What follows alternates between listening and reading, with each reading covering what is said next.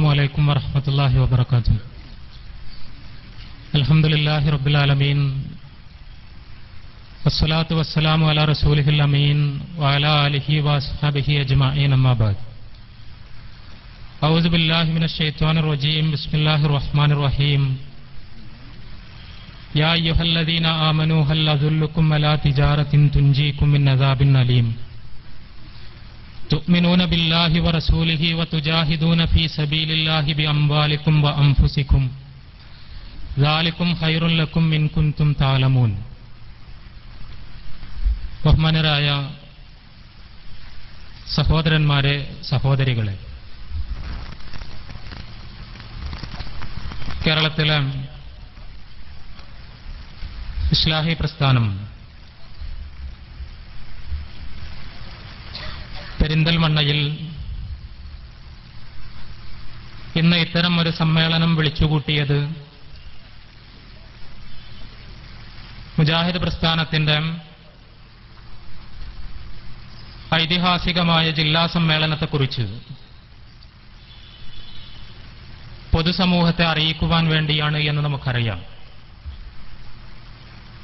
അഭിവന്ദ്യരായ നമ്മുടെ നേതാക്കൾ AP Abdul Khader മൗലവിയുടെയും PP Unneenkutty മൗലവിയുടെയും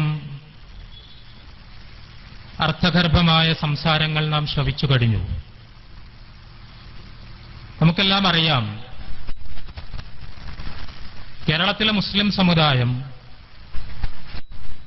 ഇന്ത്യയിലെ മറ്റു സംസ്ഥാനങ്ങളിലെ മുസ്ലിം സമൂഹങ്ങളിൽ നിന്ന് പല നിലക്കും വ്യത്യസ്തമാണ്. വിശേഷിച്ചും കേരളത്തിലെ ഇസ്ലാമിക പ്രബോധന രംഗം ഇന്ത്യയിൽ മറ്റൊരു സംസ്ഥാനത്തുമില്ലാത്ത വിധം സജീവമാണ് എന്നറിയാത്തവരായി മുസ്ലിങ്ങൾക്കിടയിലോ അമുസ്ലിങ്ങൾക്കിടയിലോ ആരെങ്കിലും ഉണ്ടാകുമെന്ന് തോന്നുന്നില്ല. കേരളത്തിന്റെ ഒരറ്റം മുതൽ മറ്റേ അറ്റം വരെ ബസ്സിലോ ട്രെയിനിലോ യാത്ര ചെയ്താൽ ഓരോ പട്ടണത്തിലും ഓരോ ഗ്രാമത്തിലും ഏതെങ്കിലും ഒരു മുസ്ലിം സംഘടനയുടെ പരിപാടി നമുക്ക് കാണാൻ കഴിയും. കേരളത്തിൽ പ്രവർത്തിച്ചുകൊണ്ടിരിക്കുന്ന വ്യത്യസ്ത മുസ്ലിം സംഘടനകൾ സംഘടിപ്പിച്ചുകൊണ്ടിരിക്കുന്ന പ്രബോധന പരിപാടികളുടെ ശബ്ദഘോഷങ്ങൾ കൊണ്ട് മുഖരിതമാണ് യഥാർത്ഥത്തിൽ കേരളത്തിന്റെ തെരുവുകൾ. കേരളത്തിലല്ലാതെ ഇന്ത്യയിൽ മറ്റൊരു സംസ്ഥാനത്തും ഇസ്ലാം ഇത്ര വ്യാപകമായി ചർച്ച ചെയ്യപ്പെടുന്നില്ല. ഇസ്ലാമിനെ കുറിച്ച് സംസാരിക്കപ്പെടുന്നില്ല. ഇസ്ലാമിന്റെ ആദർശങ്ങളും മൂല്യങ്ങളും വിശദീകരിച്ചുകൊണ്ട് പണ്ഡിതന്മാർ നിരന്തരമായി സംസാരിച്ചു കൊണ്ടിരിക്കുന്ന ഒരു സംസ്ഥാനമുണ്ടെങ്കിൽ അത് കേരളമായിരിക്കും. പിന്നെയും എന്തിനാണ് ഇവിടെ കേരളത്തിൽ മുജാഹിദുകൾ എന്ന് പറയുന്ന ആളുകൾ വേറിട്ട് സംഘടിക്കുകയും അവരുടെ പേരിൽ പരിപാടികൾ സംഘടിപ്പിക്കുകയും അതിന് വേറെ വേദി കെട്ടുകയും അതിനുവേണ്ടി ഊർജം ചെലവാക്കുകയും ചെയ്യുന്നത് എന്ന ചോദ്യം സ്വാഭാവികമാണ്. കേരളത്തിലെ ഇസ്ലാഹി പ്രസ്ഥാനം സവിശേഷമായി ഇടപെടുകയും അധ്വാനിക്കുകയും ചെയ്തിട്ടില്ലെങ്കിൽ പോലും കേരളത്തിൽ പരിശുദ്ധ ഖുർആനും തിരുസുന്നത്തും ഉച്ചത്തിൽ മുഴങ്ങുമെന്നിരിക്കെ ഖുർആനും ഹദീസും ഉദ്ധരിച്ചുകൊണ്ടുള്ള ധാരാളം മതപ്രസംഗങ്ങൾ കേരളത്തിൽ നടക്കുമെന്നിരിക്കെ എന്തിനു വേണ്ടിയാണ് മുജാഹിദ് പ്രസ്ഥാനം ഇത്രയും ത്യാഗം സഹിച്ച് ഈ രീതിയിലുള്ള പ്രഭാഷണങ്ങളും പരിപാടികളും സംഘടിപ്പിക്കുന്നത് എന്ന ചോദ്യമുണ്ട്. ആ ചോദ്യത്തിന്റെ ഉത്തരം നമുക്കെല്ലാം അറിയാം. ഇസ്ലാം എന്ന് പറയുന്നത് കേവലം അറബിയിലുള്ള അക്ഷരങ്ങളുടെ ഒരു കൂട്ടമാണ് എന്ന് നാം വിചാരിക്കുന്നില്ല. ഇസ്ലാം എന്ന് പറയുന്നത് ഈണത്തിലുള്ള പ്രഭാഷണങ്ങളാണ് എന്ന് നാം വിചാരിക്കുന്നില്ല. ഇസ്ലാം എന്ന് പറയുന്നത് കേവലം എന്തെങ്കിലും തരത്തിലുള്ള മന്ത്രോച്ചാരണങ്ങളാണ് എന്ന് നാം കരുതുന്നില്ല. ഇസ്ലാം എന്നതുകൊണ്ട് ഉദ്ദേശിക്കുന്നത് ഏതെങ്കിലും അർത്ഥത്തിലുള്ള ചില ആചാരങ്ങളും അനുഷ്ഠാനങ്ങളും മാത്രമാണ് എന്ന് നാം വിചാരിക്കുന്നില്ല. അങ്ങനെയാണെങ്കിൽ ഇസ്ലാമിനെ കുറിച്ച് ആരെങ്കിലുമൊക്കെ സംസാരിച്ചാൽ മതിയായിരുന്നു. ഇസ്ലാമിനെ കുറിച്ച് എന്തെങ്കിലുമൊക്കെ സംസാരിച്ചാൽ മതിയായിരുന്നു. പക്ഷേ ഇസ്ലാമിനൊരു ആത്മാവുണ്ട്. ആ ആത്മാവാണ് അതിന്റെ അടിത്തറ. ഇസ്ലാമിന്റെ അടിത്തറ എന്ന് പറയുന്നത്, ഇസ്ലാമിന്റെ ആത്മാവ് എന്ന് പറയുന്നത് നമുക്ക് കൃത്യമായി അറിയാം, തൗഹീദാണ്. ഈ പ്രപഞ്ചത്തെ മുഴുവൻ സൃഷ്ടിച്ചു പരിപാലിക്കുന്ന പടച്ച തമ്പുരാൻ അള്ളാഹു മാത്രമാണ് ആരാധനകൾ അർഹിക്കുന്നത് എന്ന സത്യമാണ്. ഇസ്ലാമിന്റെ അടിസ്ഥാന ആദർശം. ആ ആദർശത്തെക്കുറിച്ച് സംസാരിക്കുവാൻ കേരളത്തിൽ ഇന്ന് എത്ര പേർ സന്നദ്ധമാണ് എന്നതാണ് ചോദ്യം. ഇവിടെ മതപ്രഭാഷണങ്ങൾ നടക്കുന്നുണ്ടോ എന്നതല്ല, ഇവിടെ പ്രബോധന യത്നങ്ങൾ ഉണ്ടോ ഇല്ലേ എന്നതല്ല പ്രശ്നം. ഇസ്ലാമിനെ കുറിച്ച് സമ്മേളനങ്ങളും സെമിനാറുകളും സിമ്പോസിയങ്ങളും കേരളത്തിന്റെ വ്യത്യസ്ത ഭാഗങ്ങളിൽ സംഘടിപ്പിക്കപ്പെടുന്നുണ്ടോ ഇല്ലേ എന്നതല്ല, മറിച്ച് ആ പരിപാടികളിലൂടെ ഇസ്ലാമിന്റെ തൗഹീദിനെ കുറിച്ച് വസ്തുനിഷ്ഠമായി സംസാരിക്കുവാൻ ആളുകൾ സന്നദ്ധമാകുന്നുണ്ടോ? അള്ളാഹു മാത്രമാണ് ആരാധനക്കർഹനെന്ന് സമൂഹത്തിന്റെ മുന്നിൽ എഴുന്നേറ്റ് നിന്ന് നട്ടെല്ല് കുനിക്കാതെ വെള്ളം ചേർക്കാതെ ഉറക്കെ വിളിച്ചു പറയാൻ ഏതെങ്കിലും പ്രബോധകർക്കോ പണ്ഡിതന്മാർക്കോ മുജാഹിദ് പ്രസ്ഥാനത്തിന്റെ വേദിയിലല്ലാതെ കഴിയുന്നുണ്ടോ? ഇസ്ലാഹി പ്രസ്ഥാനം കേരളത്തിൽ പരിപാടികൾ സംഘടിപ്പിക്കുന്നത് അതിനുവേണ്ടിയാണ്.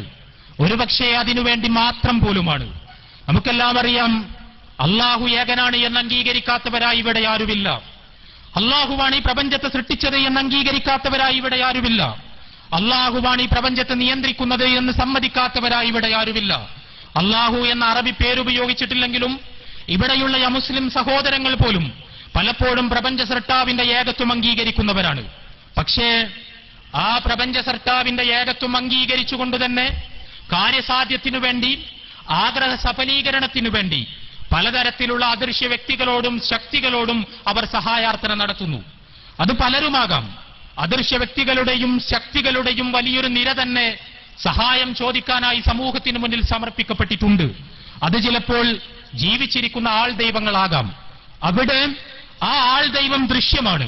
പക്ഷേ ആ ആൾ ദൈവത്തിന് അദൃശ്യമായ ചില ശക്തിവിശേഷങ്ങളുണ്ട് എന്ന് അവരുടെ ആരാധകർ കരുതുന്നു.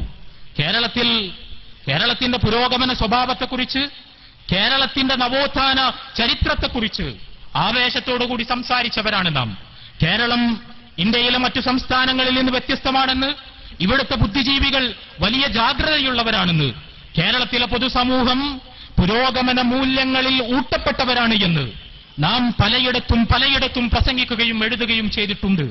ആ കേരളത്തിൽ കഴിഞ്ഞ ഒരു മാസക്കാലമായി ആഘോഷിക്കപ്പെട്ടത് ഒരു ദൈവത്തിന്റെ 60ാമത്തെ പിറന്നാളാണ്. നമ്മൾ മനസ്സിലാക്കണം, 60 വയസ്സ് തികഞ്ഞ ഒരു ദൈവത്തിന്റെ ആഘോഷങ്ങളായിരുന്നു ഈ കേരളത്തിൽ, പുരോഗമന കേരളത്തിൽ, നവോത്ഥാന കേരളത്തിൽ സംഘടിപ്പിക്കപ്പെട്ട് കഴിഞ്ഞത്. ഒരു സാധാരണ സ്ത്രീ, അവരാരോ ആകട്ടെ, അവർ ആദരവർഹിക്കുന്നുണ്ടോ ഇല്ലേ എന്നതല്ല നമ്മുടെ പ്രശ്നം. അവരെ സ്നേഹിക്കുന്നവരുണ്ടാകാം, അവരെ ആദരിക്കുന്നവരുണ്ടാകാം.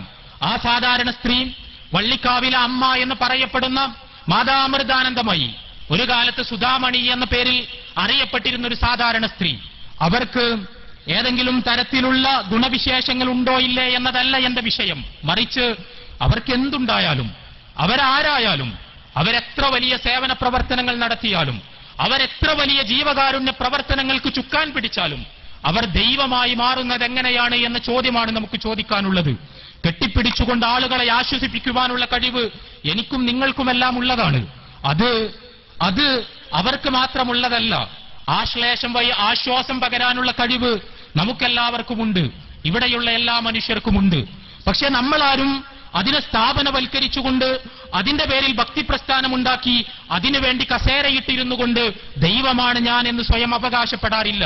ഇവിടെ അങ്ങനെ ഒരാൾ അവകാശപ്പെട്ടിട്ട്, അവരുടെ ആരാധകർ അവകാശപ്പെട്ടിട്ട്, അവരിൽ ഈശ്വരാംശം ആരോപിച്ചിട്ട്, അവരുടെ മുന്നിൽ നമ്രശിരസ്കരായി നിന്നിട്ട് അവരോട് സഹായാർത്ഥനകൾ നടത്തിയിട്ട് നിങ്ങൾ ചെയ്യുന്നത് വിഡ്ഢിത്തമാണ് എന്ന് പറയാൻ കേരളത്തിന്റെ സാംസ്കാരിക ലോകത്ത് മേൽവിലാസമുള്ള ആളുകളില്ലാതെ പോയി എന്നതിനെക്കുറിച്ച് നമ്മൾ എന്താണ് മനസ്സിലാക്കേണ്ടത്? കേരളത്തിലെ 2 പ്രമുഖ ദിനപത്രങ്ങൾ, ഒന്ന് മലയാള മനോരമയും മറ്റൊന്ന് മാതൃഭൂമിയുമാണ് എന്ന് ഞാൻ പറയാതെ തന്നെ നിങ്ങൾക്കറിയാം. മലയാള മനോരമയും മാതൃഭൂമിയും കേരളത്തിൽ മുഖപുരകൾ ആവശ്യമില്ലാത്ത ദിനപത്രങ്ങളാണ്. നിങ്ങൾക്കറിയുമോ, ഇത്ര വലിയൊരു ചൂഷണം, ഇത്ര വലിയൊരു ആത്മീയ വ്യവസായം, ഇത്ര വലിയൊരു ആൾദൈവ സംസ്കാരം കേരളത്തിൽ പുഷ്കലമാകുന്നത് കണ്ടിട്ട് മലയാള മനോരമ ചെയ്തത് സിനിമാ നടൻ മോഹൻലാലിന് അമൃതാനന്ദമയ്യയുടെ അടുത്തേക്ക് പറഞ്ഞയച്ച് അവർ തള്ളുസരെ നിങ്ങൾ എത്ര കണ്ണുകൾ കൊണ്ട് ഒപ്പിയെടുത്ത് ഒരു ബഹുവർണ്ണ ചിത്ര ആൽബം 170 രൂപക്ക് മാർക്കറ്റിൽ കൊണ്ടുപോയി വിൽക്കുകയാണ്. ആരാണിത് ചെയ്തത് എന്ന് നമ്മൾ അറിയണം. 170 രൂപക്ക് മൾട്ടി കളർ ആൽബം, അമ്മയും ലാലും തമ്മിലുള്ള ബന്ധം വിശദീകരിക്കാൻ വേണ്ടി മലയാള മനോരമ പുറത്തിറക്കിയിരിക്കുന്നു. മാതൃഭൂമി ദേശീയ പത്രവും മോശമാക്കിയില്ല. ദേശീയ പത്രം ചെയ്തത്, അവർ വേറെയൊരു സപ്ലിമെന്റ് ഇറക്കി. ആ സപ്ലിമെന്റ് അമ്മ സ്തുതികൾ കൊണ്ട് സമ്പന്നമാണ്. അത് മനോരമയെപ്പോലെ ഫോട്ടോ ഫീച്ചർ ആയിരുന്നില്ല എന്നത് മാത്രം.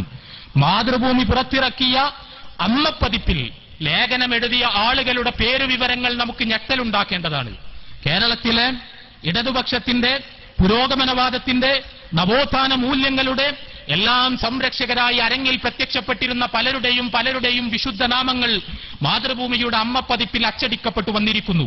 അവരെല്ലാവരും അമൃതാനന്ദമയെ സ്തുതിക്കുകയാണ്, അവരെക്കുറിച്ച് അത്ഭുതം കൊള്ളുകയാണ്, അവരെക്കുറിച്ചുള്ള കൗതുകങ്ങൾ പങ്കുവെക്കുകയാണ്.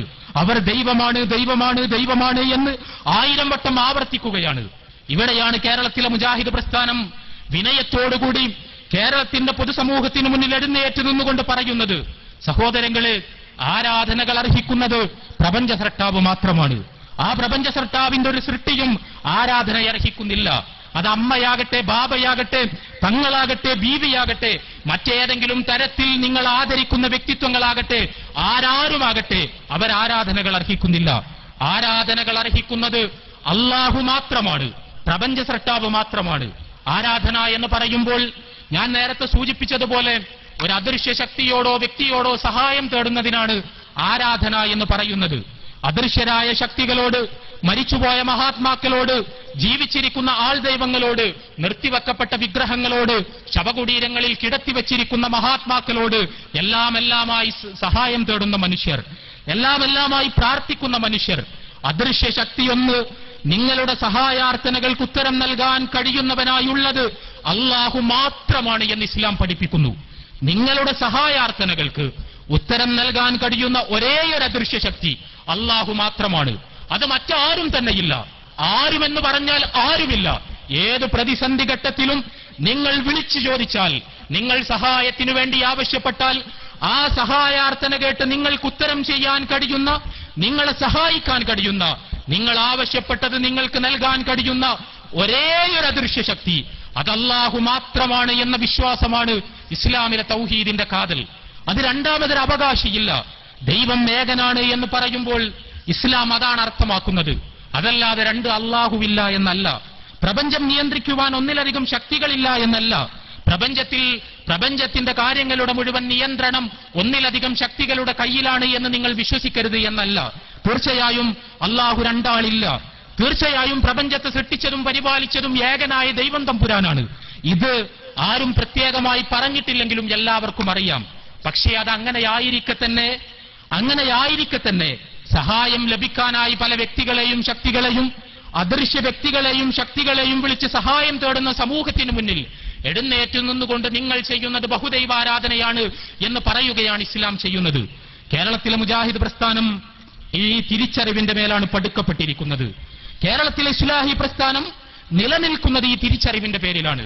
കേരളത്തിൽ ഇസ്ലാഹി പ്രസ്ഥാനം ഇവിടെയുള്ള മുസ്ലിം സമുദായത്തോട് സ്നേഹത്തോടുകൂടി, ഗുണകാംക്ഷയോടുകൂടി പറയുന്നു, മുസ്ലിം സമുദായമേ, നിങ്ങൾ ഇസ്ലാമിനെ കുറിച്ച് പഠിക്കണം. ഇസ്ലാമിനെ കുറിച്ച് പഠിക്കണമെന്ന് പറയുമ്പോൾ ഇസ്ലാമിക ചരിത്രത്തെക്കുറിച്ച് മാത്രമല്ല, ഇസ്ലാമിന്റെ കർമ്മശാസ്ത്രത്തെക്കുറിച്ച് മാത്രമല്ല, ഇസ്ലാമിന്റെ സാമൂഹ്യ മൂല്യങ്ങളെക്കുറിച്ച് മാത്രമല്ല, ഇസ്ലാമിന്റെ ഗുണഗുണങ്ങളെക്കുറിച്ചുള്ള കേവലമായ വായ്ത്താരികൾ മാത്രമല്ല, മറിച്ച് ഇസ്ലാമിന്റെ അടിത്തറ എന്താണെന്ന് പഠിക്കണം. ആ അടിത്തറ എന്ന് പറയുന്നത് ജീവിതത്തിലെ സന്നിഗ്ധ ഘട്ടങ്ങളിൽ മുഴുവൻ അല്ലാഹുവിനെ മാത്രം വിളിച്ചു പ്രാർത്ഥിക്കുക എന്നതാണ്. ഇയ്യാക നഅ്ബുദു വ ഇയ്യാക നസ്തഈൻ, അല്ലാഹുവേ, നിന്നെ മാത്രമാണ് ഞങ്ങൾ ആരാധിക്കുന്നത്, നിന്നോട് മാത്രമാണ് ഞങ്ങൾ സഹായം തേടുന്നത് എന്ന് 17 തവണ നമസ്കാരത്തിൽ കൈ നെഞ്ചത്ത് വെച്ച് നിങ്ങളോട് ഇസ്ലാം പറയാൻ ആവശ്യപ്പെടുന്നത് ഒരിക്കലും ആ വിഷയത്തിൽ നിങ്ങൾക്ക് ജാഗ്രത നഷ്ടപ്പെടാതിരിക്കാനാണ്. ഇൻ തദഊഹും ലാ യസ്മഊ ദുആഅക്കും വലൗ സമീഉ മസ്തജാബൂ ലക്കും വയൗമൽ ഖിയാമത്തി യക്ഫുറൂന ബിശിർക്കിക്കും. നിങ്ങൾ അല്ലാഹുവിന് പുറമെയുള്ള അദൃശ്യ ശക്തികളെ, അല്ലാഹുവിന് പുറമെയുള്ള അദൃശ്യ വ്യക്തികളെ സഹായത്തിനു വേണ്ടി വിളിച്ചപേക്ഷിച്ചാൽ നിങ്ങളുടെ സഹായാർത്ഥനകൾക്ക് ഉത്തരം നൽകാൻ അവർക്കൊരിക്കലും കഴിയില്ല. നിങ്ങളുടെ സഹായാർത്ഥനകൾക്ക് കേട്ടുത്തരം നൽകാൻ, അതിന് പ്രത്യുത്തരം നൽകാൻ, നിങ്ങളെ സഹായിക്കുവാൻ അല്ലാഹുവല്ലാതൊരു അദൃശ്യ ശക്തിക്കും കഴിയില്ല. നാളെ മരണാനന്തര ജീവിതത്തിൽ ഞങ്ങളെ ഇവരാരും വിളിച്ചിട്ടില്ല എന്ന് പറഞ്ഞുകൊണ്ട് നിങ്ങൾ വിളിച്ചു പ്രാർത്ഥിച്ചിരുന്ന മഹാന്മാർ നിങ്ങളെ തന്നെ നിഷേധിക്കും എന്ന് പരിശുദ്ധ ഖുർആൻ പറയുന്നുണ്ട് എന്ന് മുജാഹിദ് പ്രസ്ഥാനം മുസ്ലിങ്ങളോട് നിരന്തരമായി ഉത്ബോധിപ്പിച്ചുകൊണ്ടിരിക്കുന്നു. ആ ഉത്ബോധനം ഏറ്റെടുക്കാൻ ഇവിടെയുള്ള മുസ്ലിം സംഘടനകൾ തയ്യാറാകാത്തതിലാണ് മുജാഹിദ് പ്രസ്ഥാനത്തിന്റെ സങ്കടം. ആലോചിച്ചു നോക്കൂ, നമ്മുടെ നാട് ഇസ്ലാമികമായ വലിയൊരു ഉണർവിലേക്ക് പ്രവേശിക്കുകയാണ്. നമ്മളെല്ലാവരും ശ്രദ്ധിച്ചിട്ടുണ്ടാകും അത്. നമ്മുടെ നാൽക്കവലകളിൽ മുഴുവൻ പുതിയ ബോർഡുകൾ പ്രത്യക്ഷപ്പെടുകയാണ്. പുതിയ പ്രഭാഷക പ്രതിഭകൾ മലബാറിൽ അവതരിപ്പിക്കപ്പെടുകയാണ്. അങ്ങ് തെക്ക് തിരുവിതാംകൂറിൽ നിന്ന് മലബാറിലേക്ക് മതപ്രഭാഷണം നടത്താൻ വേണ്ടി നമുക്കിതുവരെ കേട്ട് പരിചയമില്ലാത്ത, കണ്ട് പരിചയമില്ലാത്ത പണ്ഡിത പ്രതിഭകളും പ്രഭാഷകരും ഒരർത്ഥത്തിൽ ഇറക്കുമതി ചെയ്യപ്പെട്ടുകൊണ്ടിരിക്കുന്നു. അവരുടെ പടുകൂറ്റൻ പ്രഭാഷണ സമ്മേളനങ്ങൾ, അവരുടെ വലിയ വലിയ വലിയ വലിയ ആത്മീയ സംഗമങ്ങൾ വലിയ ഫ്ലക്സ് ബോർഡുകളുടെ അകമ്പടിയോടുകൂടി കേരളത്തിലുടനീളം സംഘടിപ്പിക്കപ്പെട്ടുകൊണ്ടിരിക്കുന്നു. തീർച്ചയായും ഇസ്ലാമിനെ കുറിച്ച് പറയുന്നത് ശ്രദ്ധിക്കാൻ വേണ്ടി മലബാറിലെ മുസ്ലിം സമുദായം വീട്ടിനകത്തുള്ള ഉമ്മമാരടക്കം പാടത്തേക്കൊഴുകി വന്ന് അണിയണിയായി അച്ചടക്കത്തോടെ ഇരുന്ന് പ്രഭാഷകന്റെ നാവിൽ നിന്ന് ഇസ്ലാമിന്റെ പാഠങ്ങൾ കേൾക്കുന്നത് ഒരർത്ഥത്തിൽ സന്തോഷകരമായ കാര്യമാണ്, ഒരർത്ഥത്തിൽ ആനന്ദദായകമായ കാര്യമാണ്. നമുക്കെല്ലാവർക്കും ഒരർത്ഥത്തിൽ അതിൽ ആനന്ദിക്കാനും ആഹ്ലാദിക്കുവാനും കഴിയും. പരിശുദ്ധ ഖുർആനിലേക്കോ ഹദീസുകളിലേക്കോ പോകാതെ, ഖുർആനോ ഹദീസോ ഉദ്ധരിക്കാതെ കേവലം കഥകൾ നീട്ടിപ്പറഞ്ഞ് കിസ്സകൾ പാടി വലിയ പാട്ടുപുസ്തകങ്ങളിൽ നിന്ന് ബെയ്ത്തുകൾ ഉദ്ധരിച്ച് ഏതൊക്കെയോ കാലകീലകൾ പറഞ്ഞ് നടന്നിരുന്ന മതപ്രഭാഷണങ്ങളിൽ നിന്ന് വ്യത്യസ്തമായി പരിശുദ്ധ ഖുർആനും തിരുസുന്നത്തും ഉദ്ധരിച്ചുകൊണ്ട് തന്നെ അതിശക്തമായ പ്രഭാഷണങ്ങൾ മലബാറിന്റെ തെരുവോരങ്ങളിൽ തെക്കുനിന്ന് വന്ന പണ്ഡിതന്മാരുടെ നേതൃത്വത്തിൽ നടക്കുന്നത് ഒരർത്ഥത്തിൽ സന്തോഷകരമാണ്. പക്ഷേ നമ്മുടെ ചോദ്യം അതല്ല. അവിടെ പഠിപ്പിക്കപ്പെടുന്നത് എന്താണ്? അവിടെ പഠിപ്പിക്കപ്പെടുന്നത് എന്താണ്? അവിടെ പ്രഘോഷിക്കപ്പെടുന്നത് എന്താണ്? തീർച്ചയായും സമുദായത്തിന് ഉപകാരമുള്ള ഒരുപാട് കാര്യങ്ങൾ, സമുദായം പഠിക്കുകയും മനസ്സിലാക്കുകയും അറിയുകയും ചെയ്യേണ്ട ഒരുപാട് ആശയങ്ങൾ ആ വേദികളിൽ നിന്ന് സംവേദനം ചെയ്യപ്പെടുന്നുണ്ട്. പക്ഷേ ഒരിക്കൽ പോലും അവരാരും സമുദായമേ നിങ്ങൾ അള്ളാഹുവിനെ മാത്രമേ വിളിച്ചു പ്രാർത്ഥിക്കാവൂ എന്ന് പറയുന്നില്ല. സമുദായമേ അള്ളാഹുവിനു പുറമെ മറ്റൊരു അദൃശ്യ ശക്തിയോട് നിങ്ങൾ സഹായാർത്ഥന നടത്തരുത് എന്ന് പറയുന്നില്ല. സമുദായമേ നിങ്ങൾ ഒരിക്കലും അള്ളാഹുവിനു പുറമെയുള്ള ഒരു അദൃശ്യ വ്യക്തിയുടെയോ ശക്തിയുടെയോ അടുത്ത് നിന്ന് സഹായം പ്രതീക്ഷിക്കരുത് എന്ന് ആ പ്രഭാഷണ വേദികളിൽ നിന്നൊരിക്കലും പഠിപ്പിക്കപ്പെടുന്നില്ല. ഇവിടെയാണ് പ്രശ്നം. എന്തുകൊണ്ടാണത് പറയാൻ ആ പണ്ഡിത സുഹൃത്തുക്കൾക്ക് കഴിയാത്തത്? എന്തുകൊണ്ടാണ് അവർക്കത് പരിശുദ്ധ ഖുർആനിന്റെ ആയത്തുകൾ ഉദ്ധരിച്ചുകൊണ്ട് സമൂഹത്തെ പഠിപ്പിക്കാൻ കഴിയാത്തത്? സമൂഹത്തോട് നിങ്ങൾ ചെയ്യുന്ന വലിയൊരു അപകടത്തിൽ നിന്ന് നിങ്ങൾ പിന്തിരിയണമെന്ന് പറയാനുള്ള ആർജവം അവർക്കില്ലാതെ പോകുന്നത് എന്തുകൊണ്ടാണ്? കേരളത്തിൽ ഇസ്ലാഹി പ്രസ്ഥാനം തൗഹീദിന് വേണ്ടിയുള്ള പടയൊരുക്കങ്ങൾ ആരംഭിച്ചിട്ട് ഒരു നൂറ്റാണ്ടോളമെങ്കിലുമായി എന്ന് നമുക്കറിയാം. ആ ചരിത്രം വിശദമായി അനുസ്മരിക്കേണ്ട ഒരു സന്ദർഭമല്ല ഇത്.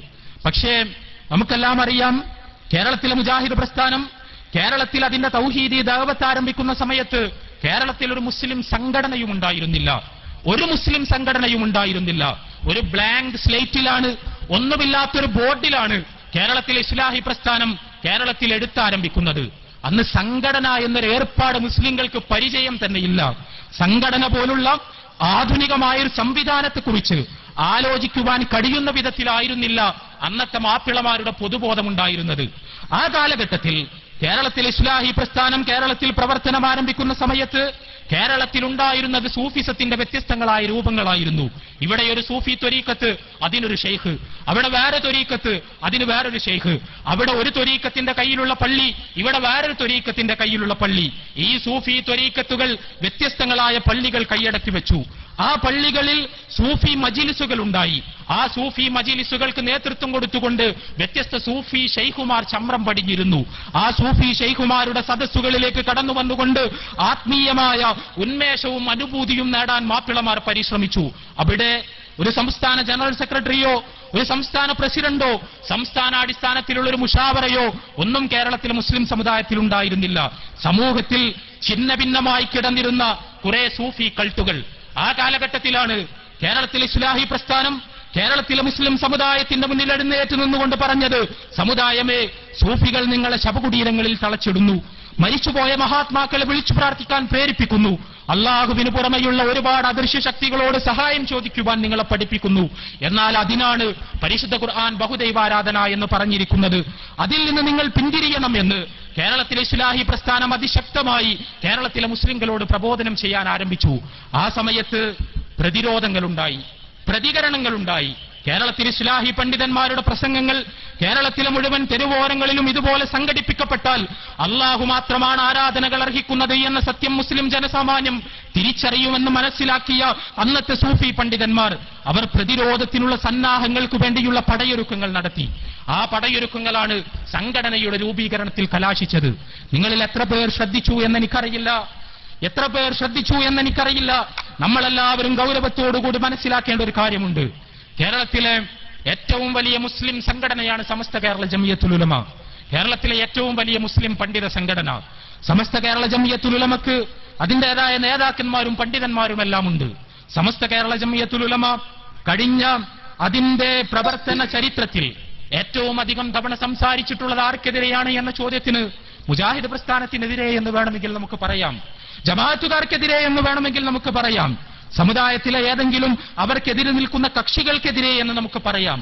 പക്ഷേ യഥാർത്ഥത്തിൽ സമസ്ത കേരള ജംഇയ്യത്തുൽ ഉലമ കഴിഞ്ഞ അതിന്റെ പതിറ്റാണ്ടുകളുടെ പ്രവർത്തന കാലഘട്ടത്തിനിടയിൽ ഒരുപക്ഷേ അതിന്റെ പണ്ഡിതന്മാരുടെ ഊക്കും ഊർജവും ഏറ്റവും അധികം ഉപയോഗിച്ചുകൊണ്ട് സംസാരിച്ചിരിക്കുക ഞാൻ മനസ്സിലാക്കുന്നിടത്തോളം ത്വരീഖത്തുകൾക്കെതിരെയായിരിക്കും, സൂഫി ത്വരീഖത്തുകൾക്കെതിരെയായിരിക്കും.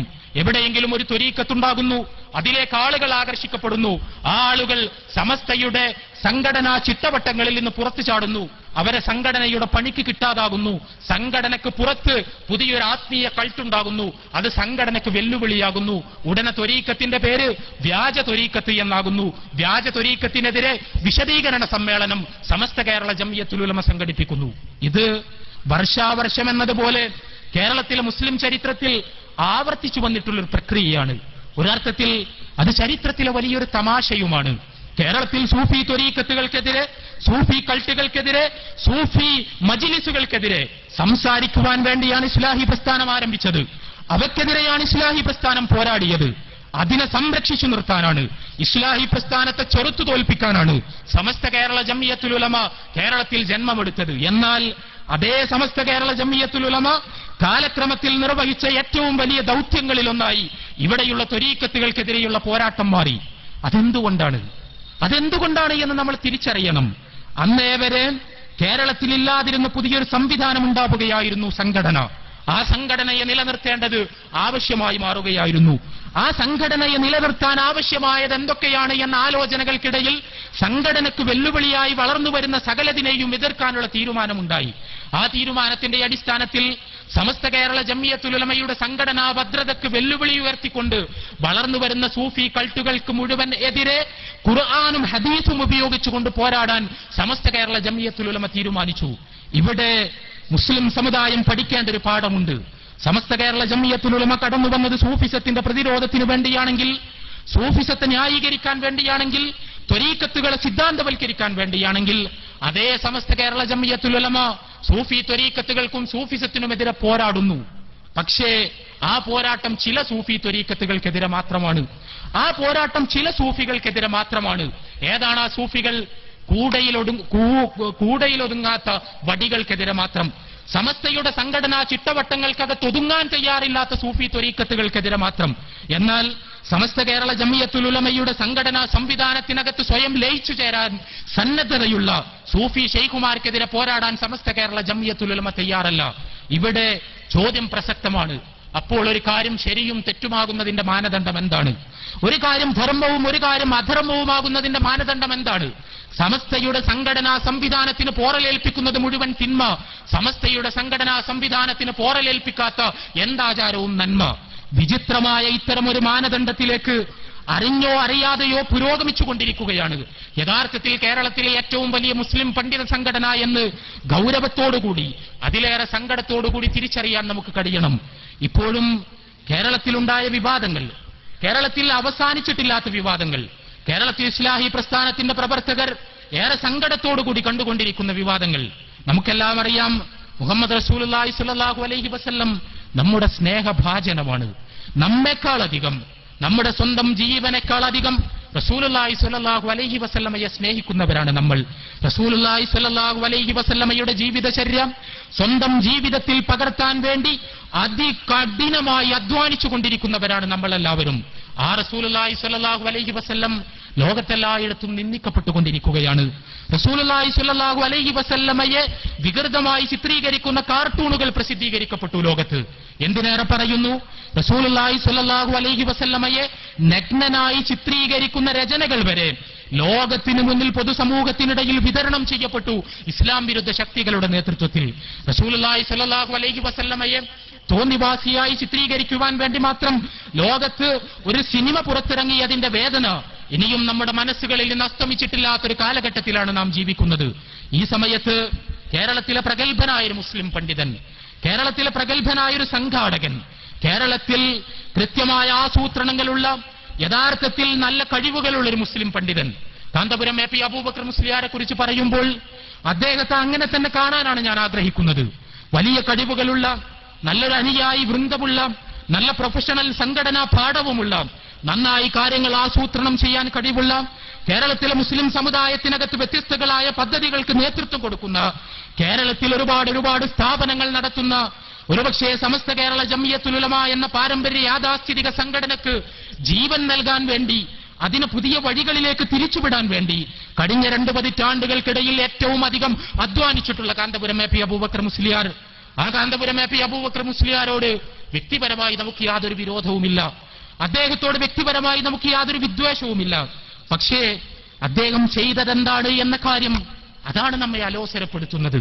കാന്തപുരം എ പി അബൂബക്കർ മുസ്ലിയാർ ലോകത്ത് മുഴുവൻ റസൂലുള്ളാഹി സ്വല്ലല്ലാഹു അലൈഹി വസല്ലം വിമർശിക്കപ്പെട്ടുകൊണ്ടിരിക്കുന്ന സമയത്ത്, ലോകത്ത് പ്രവാചകനെതിരെ കാർട്ടൂണുകൾ പ്രസിദ്ധീകരിക്കപ്പെട്ടുകൊണ്ടിരിക്കുന്ന സമയത്ത്, ലോകത്ത് പ്രവാചകനെതിരെ സിനിമകൾ പുറത്തിറങ്ങിക്കൊണ്ടിരിക്കുന്ന സമയത്ത്, റസൂലുള്ളാഹി സ്വല്ലല്ലാഹു അലൈഹി വസല്ലമയെ അവഹേളിക്കുവാനും പരിഹസിക്കുവാനും വേണ്ടിയുള്ള ആസൂത്രണങ്ങൾ തകൃതിയായി നടന്നുകൊണ്ടിരിക്കുന്ന ഒരു കാലത്ത്, സ്വന്തമായി വിഭവശേഷിയുള്ള കാന്തപുരം എ പി അബൂബക്കർ മുസ്ലിയാരെ പോലുള്ളൊരു പണ്ഡിതനിൽ നിന്ന് ലോകം പ്രതീക്ഷിക്കുന്നത്, കാലം പ്രതീക്ഷിക്കുന്നത്, സമൂഹം പ്രതീക്ഷിക്കുന്നത് ആ വിമർശനങ്ങൾക്ക് മറുപടി പറയാനുള്ള പ്രവർത്തനങ്ങളാണ്. റസൂലുള്ളാഹി സ്വല്ലല്ലാഹു അലൈഹി വസല്ലമയെ പൊതുസമൂഹത്തിന് പരിചയപ്പെടുത്താനുള്ള പദ്ധതികളാണ്. റസൂലുള്ളാഹി സ്വല്ലല്ലാഹു അലൈഹി വസല്ലമയെ തെറ്റിദ്ധരിപ്പിക്കാൻ ശ്രമിക്കുന്നവർക്കുള്ള അതിശക്തമായ മറുപടികളാണ്. പക്ഷേ അദ്ദേഹം ചെയ്തത് നമുക്കെല്ലാം അറിയാം. എവിടെ നിന്നോ അദ്ദേഹത്തിന് ലഭിച്ചൊരു മുടിയുമായി കടന്നുവന്ന് ആ മുടി കേരളീയ മുസ്ലിം സമൂഹത്തിന് മുന്നിൽ അവതരിപ്പിച്ച്, ആ മുടിയാണ് പ്രവാചകൻ എന്ന് തോന്നിപ്പിക്കുന്ന രൂപത്തിൽ കാര്യങ്ങൾ അവതരിപ്പിച്ച്, ആ മുടി പ്രതിഷ്ഠിക്കുവാൻ വേണ്ടി ഞാനൊരു പള്ളി പണിയാൻ പോകുന്നു എന്ന് പ്രഖ്യാപിക്കുകയായിരുന്നു അദ്ദേഹം. ആ മുടിയെക്കുറിച്ച് പുതിയ ചർച്ചകളിലേക്ക് കടക്കേണ്ട കാര്യം നമുക്കില്ല. പക്ഷേ റസൂലുള്ളാഹി സ്വല്ലല്ലാഹു അലൈഹി വസല്ലമയുടെ കേശമെന്ന് പറഞ്ഞുകൊണ്ട് ഏതോ ഒരു മുടിനാരെടുത്തുകൊണ്ടുവന്ന്, അല്ലെങ്കിൽ ഏതാനും എണ്ണം മുടിനാരുകൾ എടുത്തുകൊണ്ടുവന്നുകൊണ്ട് ആ മുടിനാരുകൾ ഉപയോഗിച്ച് തന്റേതായൊരു സാമ്രാജ്യം കെട്ടിപ്പടുത്ത് ആ സാമ്രാജ്യത്തിന്റെ സർവാധിപനായി താൻ വാഴുന്ന ദിനങ്ങളെക്കുറിച്ച് സ്വപ്നം കാണാനാണ് കേരളത്തിലെ പ്രതിഭാശാലിയായൊരു മുസ്ലിം പണ്ഡിതൻ ഈ കാലഘട്ടത്തിൽ ശ്രമിച്ചുകൊണ്ടിരിക്കുന്നത് എന്ന് പറയുമ്പോൾ നമ്മുടെ സമുദായത്തിന്റെ ഏകദേശം ഒരവസ്ഥയെക്കുറിച്ച് നമുക്ക് മനസ്സിലാക്കാൻ കഴിയുന്നുണ്ട്. അവിടെ കാന്തപുരം എ പി അബൂബക്കർ മുസ്ലിയാർക്കെതിരെ തീർച്ചയായും അതിശക്തമായ പ്രതികരണങ്ങൾ കേരളീയ മുസ്ലിം സമൂഹത്തിൽ നിന്നുണ്ടായി. അത് മുജാഹിദ് പ്രസ്ഥാനത്തിന്റെ എക്കാലത്തെയും വലിയ വിജയമാണ് എന്ന് ഞാൻ പറയും. എക്കാലത്തെയും വലിയ വിജയമാണത്. കാന്തപുരം എ പി അബൂബക്കർ മുസ്ലിയാർ അദ്ദേഹം ഒരു മുടിയുമായി കടന്നു വന്ന സമയത്ത് കാന്തപുരത്തോട് കേരളത്തിലെ വ്യത്യസ്ത സംഘടനകളെ പ്രതിനിധീകരിച്ചുകൊണ്ട് മതപ്രസംഗകർ ചോദിച്ചത് അത് പ്രവാചകന്റെ മുടിയാണ് എന്ന് തെളിയിക്കുന്ന സനത് നിങ്ങളുടെ കയ്യിലുണ്ടോ എന്നാണ്. പ്രവാചകന്റെ മുടിയാണ് നിങ്ങളുടെ കയ്യിലുള്ളത് എന്ന് തെളിയിക്കുന്ന സനത് നിങ്ങളുടെ കയ്യിലുണ്ടോ എന്നാണ് കേരളത്തിലെ വ്യത്യസ്ത മുസ്ലിം സംഘടനകളെ പ്രതിനിധീകരിക്കുന്ന മതപ്രഭാഷകർ കേരളത്തിന്റെ വ്യത്യസ്ത ഗ്രാമങ്ങളിൽ സംഘടിപ്പിക്കപ്പെട്ട പരിപാടികളിൽ കാന്തപുരത്തോട് ചോദിച്ചത്. അതോടൊപ്പം അവർ ചോദിച്ചു, റസൂലുള്ളാഹി സ്വല്ലല്ലാഹു അലൈഹി വസല്ലമയുടെ മുടി, ആ മുടിയെ ഒരു പ്രദർശന വസ്തുവാക്കി മാറ്റി, ആ പ്രദർശന വസ്തു ഉപയോഗിച്ചുകൊണ്ട് നാട്ടുകാരെ ചൂഷണം ചെയ്ത് അതിനുവേണ്ടി ഒരു പള്ളി ഉണ്ടാക്കുന്ന സമ്പ്രദായം ഇസ്ലാമിക ചരിത്രത്തിൽ സച്ചരിതരായ പൂർവ്വസൂരികളിൽ നിന്ന് ഉദ്ധരിക്കപ്പെടുന്നുണ്ടോ എന്ന് കാന്തപുരം എ പി അബൂബക്കർ മുസ്ലിയാരോട് കേരളത്തിലെ മതപ്രഭാഷകർ ചോദിച്ചു. ഇവിടെ നാം മനസ്സിലാക്കേണ്ട ഒരു കാര്യമുണ്ട്. ഈ ചോദ്യം ഉയർന്നത് മുജാഹിദ് പ്രസ്ഥാനത്തിന്റെ വേദിയിൽ നിന്നല്ല. ഈ ചോദ്യം ഉയർന്നത് മുജാഹിദ് പ്രസ്ഥാനത്തിന്റെ വേദിയിൽ നിന്നല്ല. കാന്തപുരത്തോട് മുടിയുടെ സനത് എവിടെ എന്ന് ചോദിച്ചത്, കാന്തപുരത്തോട് ഇത്തരമൊരു സമ്പ്രദായം ഇസ്ലാമിലുണ്ടോ എന്ന് ചോദിച്ചത് യാഥാസ്ഥിതികരെന്ന് നമ്മൾ പറയുന്ന, നേരത്തെ ഞാൻ പറഞ്ഞ സമസ്ത കേരള ജംഇയ്യത്തുൽ ഉലമയുടെ പണ്ഡിതന്മാരാണ്. ഔദ്യോഗിക വിഭാഗത്തിന്റെ EK വിഭാഗം സമസ്തയുടെ പണ്ഡിതന്മാർ. ആ പണ്ഡിതന്മാർ ധീരതയോടെ കേരളത്തിന്റെ മുക്കുമൂലകളിൽ ആ ചോദ്യം ഉറക്കെ ചോദിച്ചു. ആ ചോദ്യത്തിന്റെ മുഴക്കങ്ങളാണ് യഥാർത്ഥത്തിൽ കാന്തപുരത്തിന്റെ സ്വപ്ന സൗധത്തെ തട്ടിത്തകർത്തത് എന്ന് വേണമെങ്കിൽ നമുക്ക് പറയാം.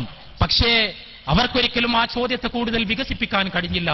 കാന്തപുരത്തിന്റെ കയ്യിലുള്ള മുടിക്ക് സനതുണ്ടോ എന്ന് ചോദിച്ചതുപോലെ അല്ലാഹുവല്ലാത്തവരോട് പ്രാർത്ഥിക്കുന്ന സമ്പ്രദായത്തിന് സനതുണ്ടോ ഇസ്ലാമിൽ, അതിന് തെളിവുണ്ടോ ഇസ്ലാമിൽ, അതിന് ഖുർആനുണ്ടോ ഇസ്ലാമിൽ, അതിന് ഹദീസുണ്ടോ ഇസ്ലാമിൽ എന്ന് ചോദിക്കാൻ അവർക്ക് കഴിഞ്ഞില്ല. അത് ചോദിച്ച അതേ ആർജവത്തിൽ മുടിക്ക് സനതുണ്ടോ എന്ന് ചോദിച്ചതുപോലെ, മുടിപ്പള്ളി ഉണ്ടാക്കാൻ തെളിവുണ്ടോ എന്ന് ചോദിച്ചതുപോലെ, ശവകുടീരങ്ങൾ കെട്ടിയുയർത്താൻ തെളിവുണ്ടോ എന്ന് ചോദിക്കാൻ, ശവകുടീരങ്ങളിലേക്ക് തീർത്ഥയാത്ര പോകാൻ തെളിവുണ്ടോ എന്ന് ചോദിക്കാൻ അവർക്ക് നിർഭാഗ്യവശാൽ കഴിഞ്ഞില്ല. മുടിക്ക് സനതുണ്ടോ എന്ന് ചോദിച്ചതുപോലെ, മുടിപ്പള്ളി നിർമ്മിക്കുവാൻ തെളിവുണ്ടോ എന്ന് ചോദിച്ചതുപോലെ, അവർ ചെയ്തുകൊണ്ടിരിക്കുന്ന ഒരുപാട് ആചാരങ്ങൾക്ക് തെളിവുണ്ടോ എന്ന് ചോദിക്കുവാൻ നിർഭാഗ്യവശാൽ അവർക്ക് കഴിഞ്ഞില്ല.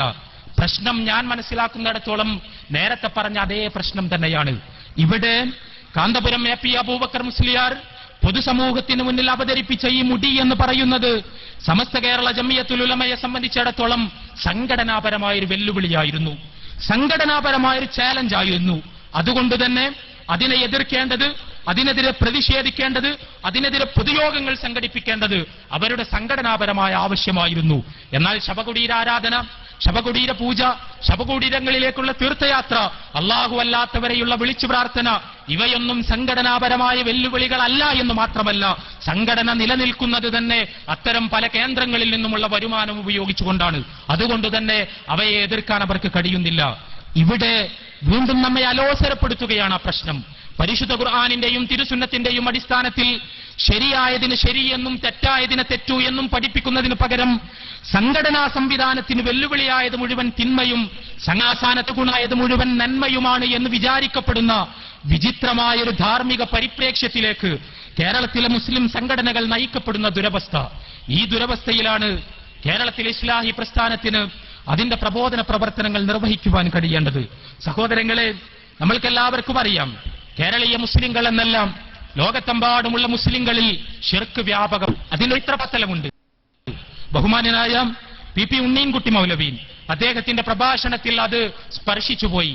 നമുക്കെല്ലാം അറിയാം ഷിയാക്കളുടെ ഉത്ഭവം. ഷിയാക്കളാണ് മുസ്ലിം ലോകത്തേക്ക് കടന്നു വന്നുകൊണ്ട് അല്ലാഹുവല്ലാത്തവരെ വിളിച്ചു പ്രാർത്ഥിക്കുന്ന സമ്പ്രദായത്തിന് തുടക്കം കുറിച്ചത്. നബി കുടുംബത്തെ മഹത്വവൽക്കരിച്ച് റസൂലുള്ളാഹി സ്വല്ലല്ലാഹു അലൈഹി വസല്ലമയെയും അദ്ദേഹത്തിന്റെ മകൾ ഫാത്തിമ റളിയല്ലാഹു അൻഹയെയും ഫാത്തിമയുടെ മക്കളായ ഹസനെയും ഹുസൈനെയും റളിയല്ലാഹു അൻഹും അവരെ വിശുദ്ധവൽക്കരിച്ചുകൊണ്ട് അവർക്ക് പ്രത്യേകമായ ദിവ്യസിദ്ധികൾ ചാർത്തിക്കൊടുത്തുകൊണ്ട് അവരോട് പ്രാർത്ഥിക്കുന്ന സമ്പ്രദായത്തിന് മുസ്ലിം ലോകത്ത് തുടക്കം കുറിച്ചത് ഷിയാക്കളാണ്. ആ സമ്പ്രദായം ഷിയാക്കളിൽ നിന്ന് സുന്നികളിലേക്ക് മെല്ലെ മെല്ലെ പടർന്നു വരികയായിരുന്നു. നമുക്ക് അത്ഭുതം തോന്നും. അല്ലാഹുവല്ലാത്തവരെ വിളിച്ചു പ്രാർത്ഥിക്കുന്ന സമ്പ്രദായം ഷിയാക്കളിൽ നിന്ന് സുന്നികളിലേക്ക് പടർന്നു എന്ന് പറയുമ്പോൾ അങ്ങനെ എങ്ങനെയാണ് സംഭവിക്കുക എന്ന് ചോദിക്കുന്നവരുണ്ട്. ഷിയാക്കളും സുന്നികളും പരസ്പരം പോരടിച്ചു നിൽക്കുന്നവരായിരിക്കെ, അവർ പരസ്പരം കൊമ്പുകോർക്കുന്നവരായിരിക്കെ, അവർ പരസ്പരം തെരുവിൽ വെച്ച് വാഗ്വാദങ്ങൾ നടത്തുന്നവരായിരിക്കെ എങ്ങനെയാണ് ഒരു വിഭാഗത്തിന്റെ വിശ്വാസങ്ങൾ മറുവിഭാഗത്തിലേക്ക് നുഴഞ്ഞു കയറുക എന്ന് സംശയം പ്രകടിപ്പിക്കുന്ന ആളുകൾ. അവർ ചരിത്രം വായിക്കണമെന്ന് മാത്രമേ വിനീതമായി എനിക്ക് പറയാനുള്ളൂ. നിങ്ങൾക്കറിയുമോ, തികച്ചും ഷിയാ ഉത്സവങ്ങളായിരുന്ന, ഷിയാക്കൾക്കിടയിൽ ഉത്ഭവിച്ച, ഷിയാക്കൾക്കിടയിൽ മാത്രം നിലനിന്നിരുന്ന, ഷിയാക്കളുടെ നേതൃത്വത്തിൽ മാത്രം കൊണ്ടാടപ്പെട്ടിരുന്ന ഒട്ടനവധി ആഘോഷങ്ങൾ ഒളിയും മറയുമില്ലാതെ സുന്നി സമൂഹത്തിലേക്ക് എടുത്തുവെക്കപ്പെട്ടതിന്റെ എത്ര വേണമെങ്കിലും ഉദാഹരണങ്ങൾ ചരിത്രത്തിലുണ്ട്. നമുക്കെല്ലാം അറിയാം, റസൂലുള്ളാഹി സ്വല്ലല്ലാഹു അലൈഹി വസല്ലമയുടെ ജന്മദിനത്തിന്, റബീഉൽ അവൽ മാസത്തിന് പ്രത്യേകമായ വിശുദ്ധി കൽപ്പിച്ചുകൊണ്ട്, അദ്ദേഹം ജനിച്ച ദിനത്തിന് പ്രത്യേകമായ വിശുദ്ധിയുണ്ട് എന്ന് പറഞ്ഞുകൊണ്ട് ആ ദിനത്തിൽ പ്രത്യേകമായ സൽക്കർമ്മങ്ങൾ ചെയ്യുകയും റസൂലുള്ളാഹി സ്വല്ലല്ലാഹു അലൈഹി വസല്ലമയെ പ്രകീർത്തിക്കുന്ന കാവ്യങ്ങൾ ആലപിക്കുകയും കൂട്ടത്തിൽ റസൂലുള്ളാഹി സ്വല്ലല്ലാഹു അലൈഹി വസല്ലമയോട് തന്നെ പ്രാർത്ഥിക്കുകയും ചെയ്യുന്ന സമ്പ്രദായം മൗലിദ് എന്ന പേരിൽ മുസ്ലിം ലോകത്തുണ്ട്. ഈ സമ്പ്രദായത്തെക്കുറിച്ച് പഠിച്ചവർക്ക് മുഴുവൻ അറിയാം. ഈജിപ്തിലെ ഫാത്തിമി ഭരണകൂടത്തിന്റെ വക്താക്കളാണ്, ഫാത്തിമി ഭരണകർത്താക്കളാണ് യഥാർത്ഥത്തിൽ ഇത്തരം ഒരു സമ്പ്രദായത്തിന് തുടക്കം കുറിക്കുന്നത്. ആ സമ്പ്രദായത്തിന് തുടക്കം കുറിക്കുന്നത് റസൂലുള്ളാഹി സ്വല്ലല്ലാഹു അലൈഹി വസല്ലം മരണപ്പെട്ട് ഏകദേശം 400 വർഷങ്ങൾ കഴിഞ്ഞിട്ടാണ്. 400ഓളം വർഷങ്ങൾ കഴിഞ്ഞ ശേഷം ഈജിപ്തിൽ വെച്ച് അന്നത്തെ ഫാത്തിമി ഭരണകർത്താക്കൾ മൗലിദ് സമ്പ്രദായത്തിന് തുടക്കം കുറിച്ചു. പക്ഷേ നിങ്ങൾക്കറിയുമോ അവർ തുടക്കം കുറിച്ചത് കേവലം പ്രവാചകന്റെ ജന്മദിനം ആഘോഷിക്കുന്നതിന് മാത്രമല്ല. അവർ തുടക്കം കുറിച്ചത് ഒരുപാട് മൗലിദുകൾ ആഘോഷിക്കുന്നതിനാണ്. വർഷത്തിൽ ഒരു ദിവസം റസൂലുള്ളാഹി സ്വല്ലല്ലാഹു അലൈഹി വസല്ലമയുടെ മൗലിദ്, വേറൊരു ദിവസം അലി റളിയല്ലാഹു അൻഹുവിന്റെ മൗലിദ്, വേറെയൊരു ദിവസം ഫാത്തിമ റളിയല്ലാഹു അൻഹയുടെ മൗലിദ്, വേറൊരു ദിവസം ഹസൻ റളിയല്ലാഹു അൻഹുവിന്റെ മൗലിദ്, മറ്റൊരു ദിവസം ഹുസൈൻ റളിയല്ലാഹു അൻഹുവിന്റെ മൗലിദ്, പിന്നെയോ മറ്റൊരു ദിവസം ഭരണാധികാരിയുടെ സ്വന്തം മൗലിദ്. ഇത് ഫാത്തിമി ഭരണകൂടത്തിന്റെ ചരിത്രത്തിൽ നമുക്ക് കൃത്യമായി കാണാൻ കഴിയുന്നതാണ്. അതിനൊരു കാരണമുണ്ടായിരുന്നു. ഫാത്തിമി ഭരണകർത്താക്കൾ ഷിയാക്കളായിരുന്നു. അതിനപ്പുറത്ത് അവർ ഫാത്തിമ റളിയല്ലാഹു അൻഹയുടെ വംശപാരമ്പര്യം അവകാശപ്പെട്ടവരായിരുന്നു. ഞങ്ങൾ നബി കുടുംബത്തിന്റെ പിന്തുടർച്ചക്കാരാണ്, ഞങ്ങൾ നബി കുടുംബത്തിൽ പിറന്നവരാണ്, അതുകൊണ്ട് തന്നെ മുസ്ലിങ്ങളെ ഭരിക്കുവാനുള്ള അവകാശം ഞങ്ങൾക്കാണ് എന്ന് പറഞ്ഞവരായിരുന്നു. മുസ്ലിങ്ങളെ ഭരിക്കുവാനുള്ള അവകാശം നബി കുടുംബത്തിന്റെ പാരമ്പര്യം അവകാശപ്പെട്ടുകൊണ്ട് പറഞ്ഞുറപ്പിച്ചവരായിരുന്നു യഥാർത്ഥത്തിൽ ഫാത്തിമി ഭരണാധികാരികൾ. ആ ഫാത്തിമി ഭരണാധികാരികൾ ഇവരുടെ എല്ലാം മൗലിദുകൾ പ്രഖ്യാപിച്ചു. ആ മൗലിദുകൾ പ്രഖ്യാപിച്ചതിന് പിന്നിലുള്ള രാഷ്ട്രീയമായ ലക്ഷ്യം വളരെ കൃത്യമായിരുന്നു. കാരണം റസൂലുള്ളാഹി സ്വല്ലല്ലാഹു അലൈഹി വസല്ലമയുടെ ജന്മദിനം, അതോടൊപ്പം അലി റളിയല്ലാഹു അൻഹുവിന്റെ ജന്മദിനം, ഫാത്തിമ റളിയല്ലാഹു അൻഹയുടെ ജന്മദിനം, ഹസൻ റളിയല്ലാഹു അൻഹുവിന്റെ ജന്മദിനം, ഹുസൈൻ റളിയല്ലാഹു അൻഹുവിന്റെ ജന്മദിനം, ഇത്രയും ആളുകളുടെ ജന്മദിനം സമുചിതമായി ആഘോഷിക്കപ്പെട്ടാൽ ഈ വ്യക്തികൾ മുഴുവൻ ജനങ്ങളുടെ മനസ്സിൽ നിലനിൽക്കും. അപ്പോൾ ഫാത്തിമയെ നിങ്ങൾക്കറിയില്ലേ, നാം ജന്മദിനം ആഘോഷിച്ച ഫാത്തിമ. ഹസനെ നിങ്ങൾക്കറിയില്ലേ, നാം ജന്മദിനം ആഘോഷിച്ച ഹസൻ. ഹുസൈനെ നിങ്ങൾക്കറിയില്ലേ, നാം ജന്മദിനം ആഘോഷിച്ച ഹുസൈൻ. ആ ഫാത്തിമയുടെ, ആ ഹസന്റെ, ആ ഹുസൈന്റെ കുടുംബക്കാരാണ് ഞങ്ങൾ. അതുകൊണ്ട് ഞങ്ങളെയും നിങ്ങൾ ആരാധിക്കണം, ഞങ്ങളെയും നിങ്ങൾ അംഗീകരിക്കണം, ഞങ്ങളുടെ ഭരണത്തെയും നിങ്ങൾ പാടിപ്പുകഴ്ത്തണം എന്ന് പറയാൻ വേണ്ടി വളരെ കൃത്യമായ രാഷ്ട്രീയ ലക്ഷ്യങ്ങളോടുകൂടി മുസ്ലിം ചരിത്രത്തിലെ ഏറ്റവും പ്രശസ്തമായ ഷീഈ ഭരണകൂടം ആരംഭം കുറിച്ച ജന്മദിനാഘോഷങ്ങൾ എത്ര സുന്ദരമായാണ് സുന്നി മുസ്ലിങ്ങൾക്കിടയിലേക്ക് പടർന്നു കയറിയത്, അത് വ്യാപകമായത്. അതിൽ 4 ജന്മദിനാഘോഷങ്ങൾ കൊഴിഞ്ഞുപോയി. അലിയുടേത് കൊഴിഞ്ഞുപോയി, ഹസന്റേത് കൊഴിഞ്ഞുപോയി, ഹുസൈന്റേത് കൊഴിഞ്ഞുപോയി, ഫാത്തിമ റളിയല്ലാഹു അൻഹയുടേത് കൊഴിഞ്ഞുപോയി, പ്രവാചകന്റേത് മാത്രം നിലനിർത്തി. ഇവിടെ വളരെ സമർത്ഥമായി ഒരു ഷീഈ ഉത്സവം സുന്നി മുസ്ലിം സമൂഹത്തിനകത്തേക്ക് കടന്നു വന്നുകൊണ്ട് അതൊരു സുന്നി ഉത്സവമാണ് എന്ന് ധ്വനിപ്പിക്കുന്ന പ്രതീതിയുണ്ടായതിന്റെ നേർക്ക് നേരെയുള്ള ചിത്രമാണ് നമുക്ക് കാണാൻ കഴിയുന്നത്. ഇതുതന്നെയാണ് എല്ലാ കാര്യത്തിലും സംഭവിച്ചത്. ഇവിടെ പണ്ഡിതന്മാരുടെ ഉത്തരവാദിത്തം ഷിയാക്കളിൽ നിന്ന് സുന്നികളിലേക്ക് കടന്നു വന്ന തൗഹീദിന് വിരുദ്ധമായ ആചാരങ്ങളെയും അനുഷ്ഠാനങ്ങളെയും വിശ്വാസങ്ങളെയും എണ്ണി പറഞ്ഞുകൊണ്ട് സമുദായത്തെ ആ വിശ്വാസാചാരങ്ങളിൽ നിന്ന് രക്ഷപ്പെടുത്താൻ വേണ്ടി പരിശ്രമിക്കുകയാണ്.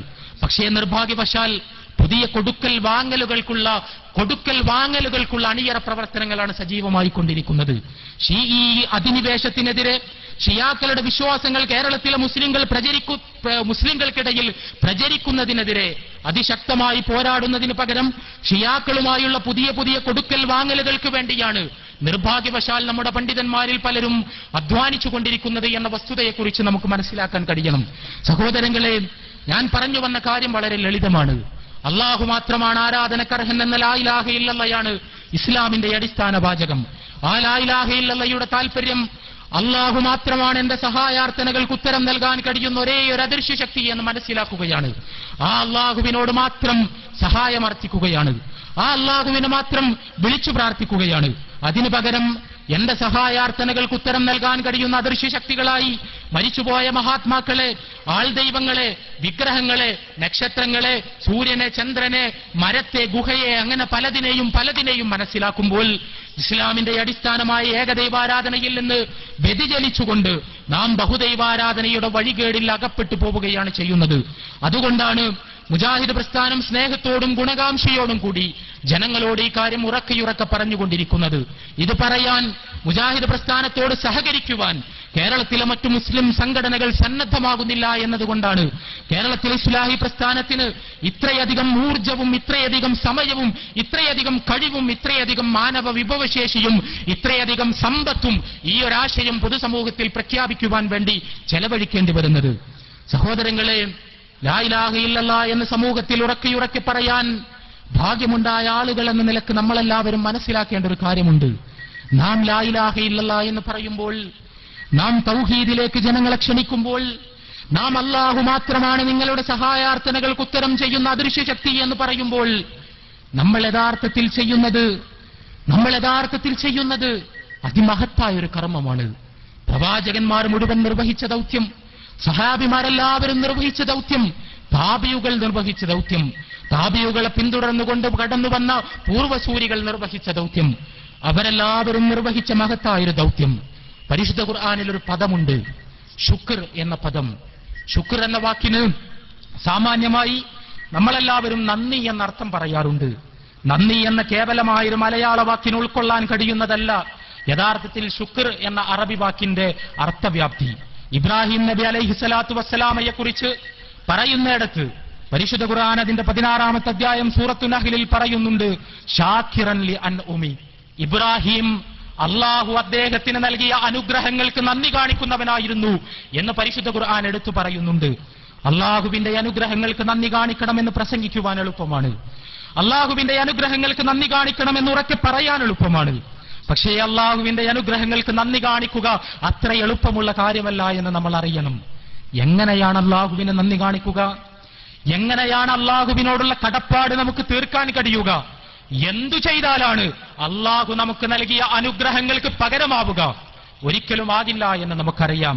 നമ്മെ സുന്ദരമായൊരു ശരീരത്തോടുകൂടി വിശുദ്ധമായൊരാത്മാവോടുകൂടി അതിമനോഹരമായ ഈ ഭൂമിയിൽ ഒരു ഉമ്മയുടെയും ഒരു ഉപ്പയുടെയും മകനോ മകളോ ആയി ഈ ഭൂമിയിലേക്ക് പറഞ്ഞയച്ച അള്ളാഹു, നമുക്ക് ശ്വസിക്കാൻ വായു നൽകിയ, നമുക്ക് കുടിക്കാൻ വെള്ളം നൽകിയ, നമുക്ക് വേണ്ടതെല്ലാം ഈ ഭൂമിയിൽ സംവിധാനിച്ച അള്ളാഹു, വേണമെങ്കിൽ ഈ നിമിഷം എന്റെ കണ്ണിന്റെ കാഴ്ചശക്തി തിരിച്ചെടുക്കാൻ കഴിയുന്ന അള്ളാഹു, അള്ളാഹുവിനെപ്പോൾ വേണമെങ്കിലും നമ്മുടെ കണ്ണിന്റെ കാഴ്ചശക്തി തിരിച്ചെടുക്കാം. പക്ഷേ പലതവണ നോക്കാൻ പാടില്ലാത്തതിലേക്ക് നോക്കിയിട്ടും, ആരും കാണാനില്ലാത്തിടത്ത് വെച്ച് പലതവണ നോക്കാൻ പാടില്ലാത്തയിടത്ത് നോക്കിയിട്ടും അള്ളാഹു നമ്മുടെ ആരുടെയും കണ്ണിന്റെ കാഴ്ചശക്തി ഇതുവരെ തിരിച്ചെടുത്തിട്ടില്ല.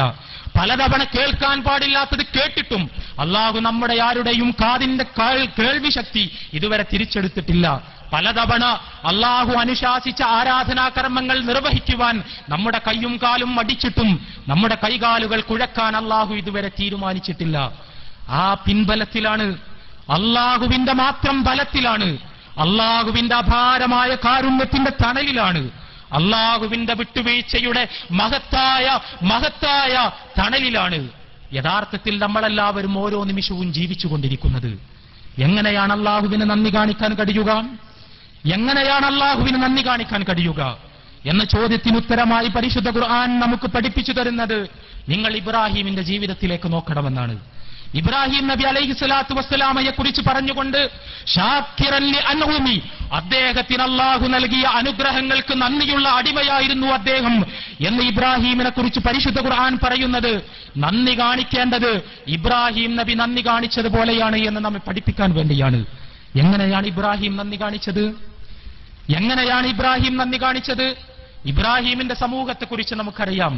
വിഗ്രഹാരാധകരായ സമൂഹം, നക്ഷത്രപൂജകരായ സമൂഹം, സൂര്യപൂജകരായ സമൂഹം, ആകാശഗോളങ്ങളെ ആരാധിച്ചിരുന്ന സമൂഹം, സ്വന്തം നാട്ടിലെ രാജാവിനെ വരെ ദൈവമായി കണ്ടിരുന്ന സമൂഹം. ആ സമൂഹത്തിൽ ഇബ്രാഹിം നബിയുടെ സ്വന്തം പിതാവ് വരെ വിഗ്രഹാരാധകനായിരുന്നു.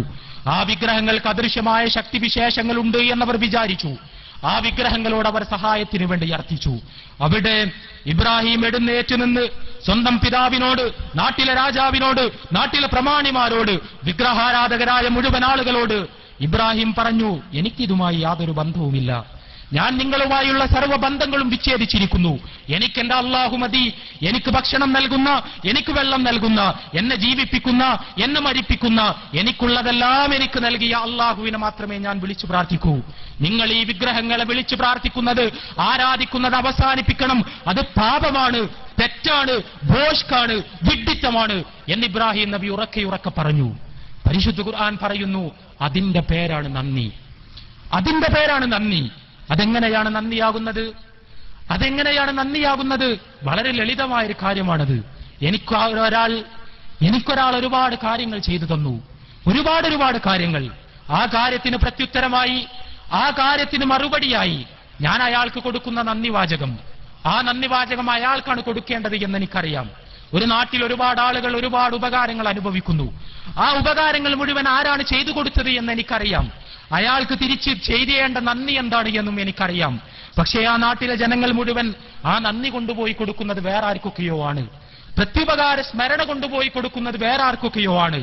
ആ സമയത്ത് ഉപകാരം ചെയ്തു തന്നവനോടുള്ള നന്ദിയുടെ ചെറുതരിയെങ്കിലും മനസ്സിൽ അവശേഷിക്കുന്നവൻ ചെയ്യേണ്ട ഏറ്റവും ചുരുങ്ങിയ കാര്യം ആ നാട്ടുകാരുടെ മുമ്പിൽ എഴുന്നേറ്റ് നിന്നുകൊണ്ട് വിഡ്ഢികളെ എന്ന് പറയുന്നത് വിഡ്ഢികളെ എന്ന് ഏതെങ്കിലും ഒരു മനുഷ്യനെ കുറിച്ച് കൃത്യമായി ഉപയോഗിക്കാൻ കഴിയുമെങ്കിൽ അത് അല്ലാഹുവല്ലാത്തവരെ വിളിച്ചു പ്രാർത്ഥിക്കുന്നവരെ ഉപയോഗിച്ച് പറയാൻ കഴിയും എന്നാണ് പരിശുദ്ധ ഖുർആനിന്റെ വീക്ഷണം.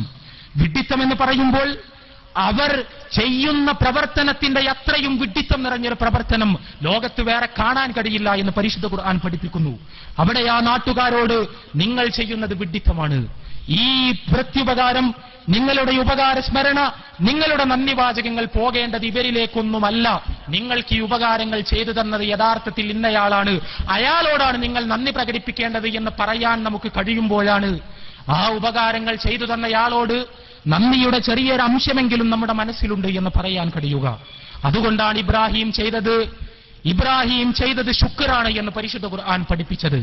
നമ്മുടെ ചുറ്റും ഈ അനുഗ്രഹങ്ങൾ മുഴുവൻ ചെയ്തു തന്നത് അള്ളാഹുവായിട്ടും ആ അനുഗ്രഹങ്ങൾക്ക് അള്ളാഹുവിന് നാം തിരിച്ചു നൽകേണ്ട ആരാധന എന്ന, അള്ളാഹുവിന് തിരിച്ചു നാം നൽകേണ്ട ഉപകാര സ്മരണ, ആ ആരാധന മറ്റു പലരിലേക്കുമാണ് പോകുന്നത്.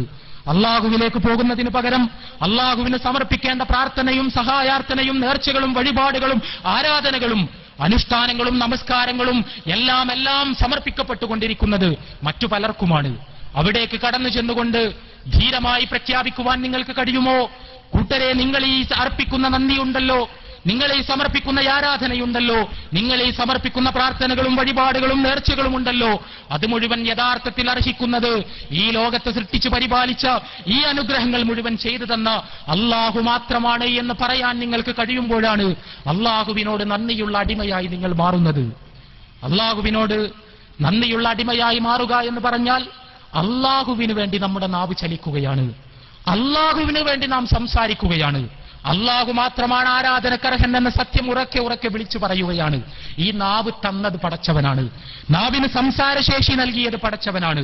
നാവ് കൊണ്ട് സംസാരിച്ചാൽ മറ്റുള്ളവർക്ക് മനസ്സിലാക്കാൻ കഴിയുന്ന അവസ്ഥാവിശേഷം ഉണ്ടാക്കിയത് പടച്ചവനാണ്. ആ പടച്ചവൻ തന്ന നാവുമായി നാം നാട്ടിലൂടെ നടക്കുന്ന സമയത്ത് അള്ളാഹുവിന് കിട്ടേണ്ട അവകാശം മറ്റുള്ളവർക്ക് നൽകുന്നത് നാം കാണുന്നു. അവിടെ വെച്ച് പടച്ചവൻ തന്ന നാവ് ഉപയോഗിച്ച് പടച്ചവന് വേണ്ടി നിങ്ങൾ സംസാരിക്കണം. ആ സംസാരത്തിന്റെ പേരാണ് നന്ദി. ആ നന്ദിയാണ് ഇബ്രാഹിം കാണിച്ചത് എന്നാണ് പരിശുദ്ധ ഖുർആൻ വിശദീകരിക്കുന്നത്. സഹോദരങ്ങളെ, ജിഹാദ് എന്ന ഇസ്ലാമിൽ അതിസുന്ദരമായ പദത്തെക്കുറിച്ച് നിങ്ങൾ എല്ലാവരും കേട്ടിട്ടുണ്ടാകും, പ്രത്യേകിച്ചും മുജാഹിദുകൾ എന്ന നിലക്ക്. ജിഹാദ് എന്ന് പറഞ്ഞാൽ എന്താണ് എന്ന ചോദ്യത്തിന് നമ്മുടെ എല്ലാം കയ്യിൽ കൃത്യമായ ഉത്തരമുണ്ട്. എനിക്കറിയില്ല ലോകത്തെവിടെയെങ്കിലും മുജാഹിദീൻ എന്ന പേരിൽ ഒരു പ്രബോധന പ്രസ്ഥാനം നിലനിൽക്കുന്നുണ്ടാകുമോ എന്ന്. മുജാഹിദീൻ എന്ന അറബി വാക്കിനെ മലയാളത്തിലേക്ക് പരിഭാഷപ്പെടുത്തിയാൽ, ആധുനിക മാധ്യമ ഭാഷയുപയോഗിച്ച് പരിഭാഷപ്പെടുത്തിയാൽ ജിഹാദികൾ എന്നാണ്. കേരള നദുവത്തുൽ മുജാഹിദീൻ എന്ന് പറഞ്ഞാൽ കേരളത്തിലെ ജിഹാദികളുടെ സംഘമെന്നാണ്. ഒരുപാട് ജിഹാദി സംഘങ്ങളെക്കുറിച്ച് നമുക്ക് പരിചയമുണ്ട്. ലോകത്തിന്റെ വ്യത്യസ്ത ഭാഗങ്ങളിലുള്ള ജിഹാദി സംഘങ്ങളെക്കുറിച്ച് മാധ്യമങ്ങളിൽ നാം വായിച്ചിട്ടുണ്ട്. ആ ജിഹാദി സംഘങ്ങൾ നടത്തുന്ന പ്രവർത്തനങ്ങളെക്കുറിച്ച് നമ്മൾ അറിഞ്ഞിട്ടുണ്ട്. പക്ഷേ എവിടെയെങ്കിലും ഒരു ദഅ്വാ പ്രസ്ഥാനമായി നിലനിൽക്കുന്ന ഒരു കൂട്ടായ്മ സ്വയം ജിഹാദികളുടെ സംഘമെന്ന് പരിചയപ്പെടുത്തിയിട്ടുണ്ടാകുമോ എന്ന കാര്യത്തിൽ എനിക്ക് സംശയമുണ്ട്. സഹോദരങ്ങളെ, ജിഹാദികളാണ് എന്ന്, മുജാഹിദുകളാണ് എന്ന്, ജിഹാദ് ചെയ്യുന്നവരാണ് എന്ന് പൊതുസമൂഹത്തിന്റെ മുന്നിൽ എഴുന്നേറ്റ് നിന്ന് പറയുന്നവരാണ് നമ്മൾ. എന്താണ് ജിഹാദ് എന്ന ചോദ്യത്തിന് നമ്മുടെ കയ്യിൽ പല ഉത്തരങ്ങളുമുണ്ട്, മാധ്യമങ്ങളുടെ കയ്യിൽ പല ഉത്തരങ്ങളുമുണ്ട്. ജിഹാദ് എന്ന് പറയുമ്പോൾ തോക്കിന്റെ വെടിയൊച്ചകൾ കാതിൽ മുഴങ്ങുന്നവരുണ്ട്. ജിഹാദ് എന്ന് പറയുമ്പോൾ ചാവേർ സ്ഫോടനങ്ങളുടെ ചിത്രങ്ങൾ മനസ്സിലേക്ക് കടന്നു വരുന്നവരുണ്ട്. ജിഹാദ് എന്ന് പറയുമ്പോൾ അറുകൊലകൾ മനസ്സിലേക്ക് ഓടിയെത്തുന്നവരുണ്ട്. ജിഹാദ് എന്ന് പറയുമ്പോൾ ഏതെങ്കിലും തരത്തിലുള്ള ഗറില്ല ആക്രമണങ്ങൾക്കുള്ള പദ്ധതികൾ മനസ്സിലേക്ക് കടന്നു വരുന്നവരുണ്ട്. ജിഹാദ് എന്ന് പറയുമ്പോൾ നാട്ടിൽ കലാപമുണ്ടാക്കാനുള്ള പരിശ്രമങ്ങൾ മനസ്സിലേക്ക് ഓടിയെത്തുന്നവരുണ്ട്. ഇതൊന്നുമല്ല മുജാഹിദ് പ്രസ്ഥാനം ചെയ്തുകൊണ്ടിരിക്കുന്നത് എന്ന് നമുക്കറിയാം. കലാപം നമ്മുടെ അജണ്ടയിലില്ലാത്തൊരു കാര്യമാണ്. ആയുധം മുജാഹിദ് പ്രസ്ഥാനത്തിന്റെ മേശപ്പുറത്തില്ലാത്തൊരു വിഷയമാണ്. കേരളീയ സമൂഹത്തിൽ ദഅ്വാ പ്രവർത്തനങ്ങൾ സംഘടിപ്പിക്കുകയല്ലാതെ സായുധമായ ഏതെങ്കിലും തരത്തിലുള്ള പ്രവർത്തനങ്ങളിലേക്ക് കടന്നുപോയിട്ടില്ല എന്ന്, ചരിത്രത്തിൽ ഒരിക്കലും കടന്നുപോയിട്ടില്ല എന്ന് അഭിമാനപൂർവ്വം വിളിച്ചു പറയാൻ കഴിയുന്ന കേരളത്തിലെ മതസംഘടന മുജാഹിദ് പ്രസ്ഥാനമായിരിക്കും. പക്ഷേ എന്നിട്ടും നമ്മുടെ മഹാന്മാരായ നേതാക്കൾ നമുക്കിട്ടു തന്ന പേര് ജിഹാദികൾ എന്നാണ്, മുജാഹിദുകൾ എന്നാണ്, ജിഹാദ് ചെയ്യുന്നവർ എന്നാണ്. നേരത്തെ ഞാൻ പറഞ്ഞ ശുക്ർ എന്ന അറബി വാക്കുമായി ജിഹാദ് എന്ന അറബി പദത്തിന് വല്ലാത്തൊരു ബന്ധമുണ്ട്, മനോഹരമായ ബന്ധം. ശുക്ർ എന്നാൽ നന്ദിയാണ്, ജിഹാദ് എന്നാൽ ത്യാഗ പരിശ്രമമാണ്. ത്യാഗമനുഭവിച്ചുകൊണ്ട് ഒരു കാര്യത്തിനു വേണ്ടി പണിയെടുക്കുന്നതിന്റെ പേരാണ് ജിഹാദ്.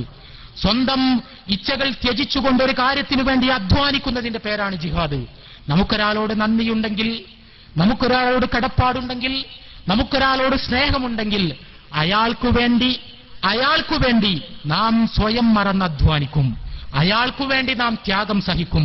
അയാൾക്കു വേണ്ടി നമ്മുടെ ഇച്ഛകളെ ത്യജിക്കുവാൻ നാം തയ്യാറാകും.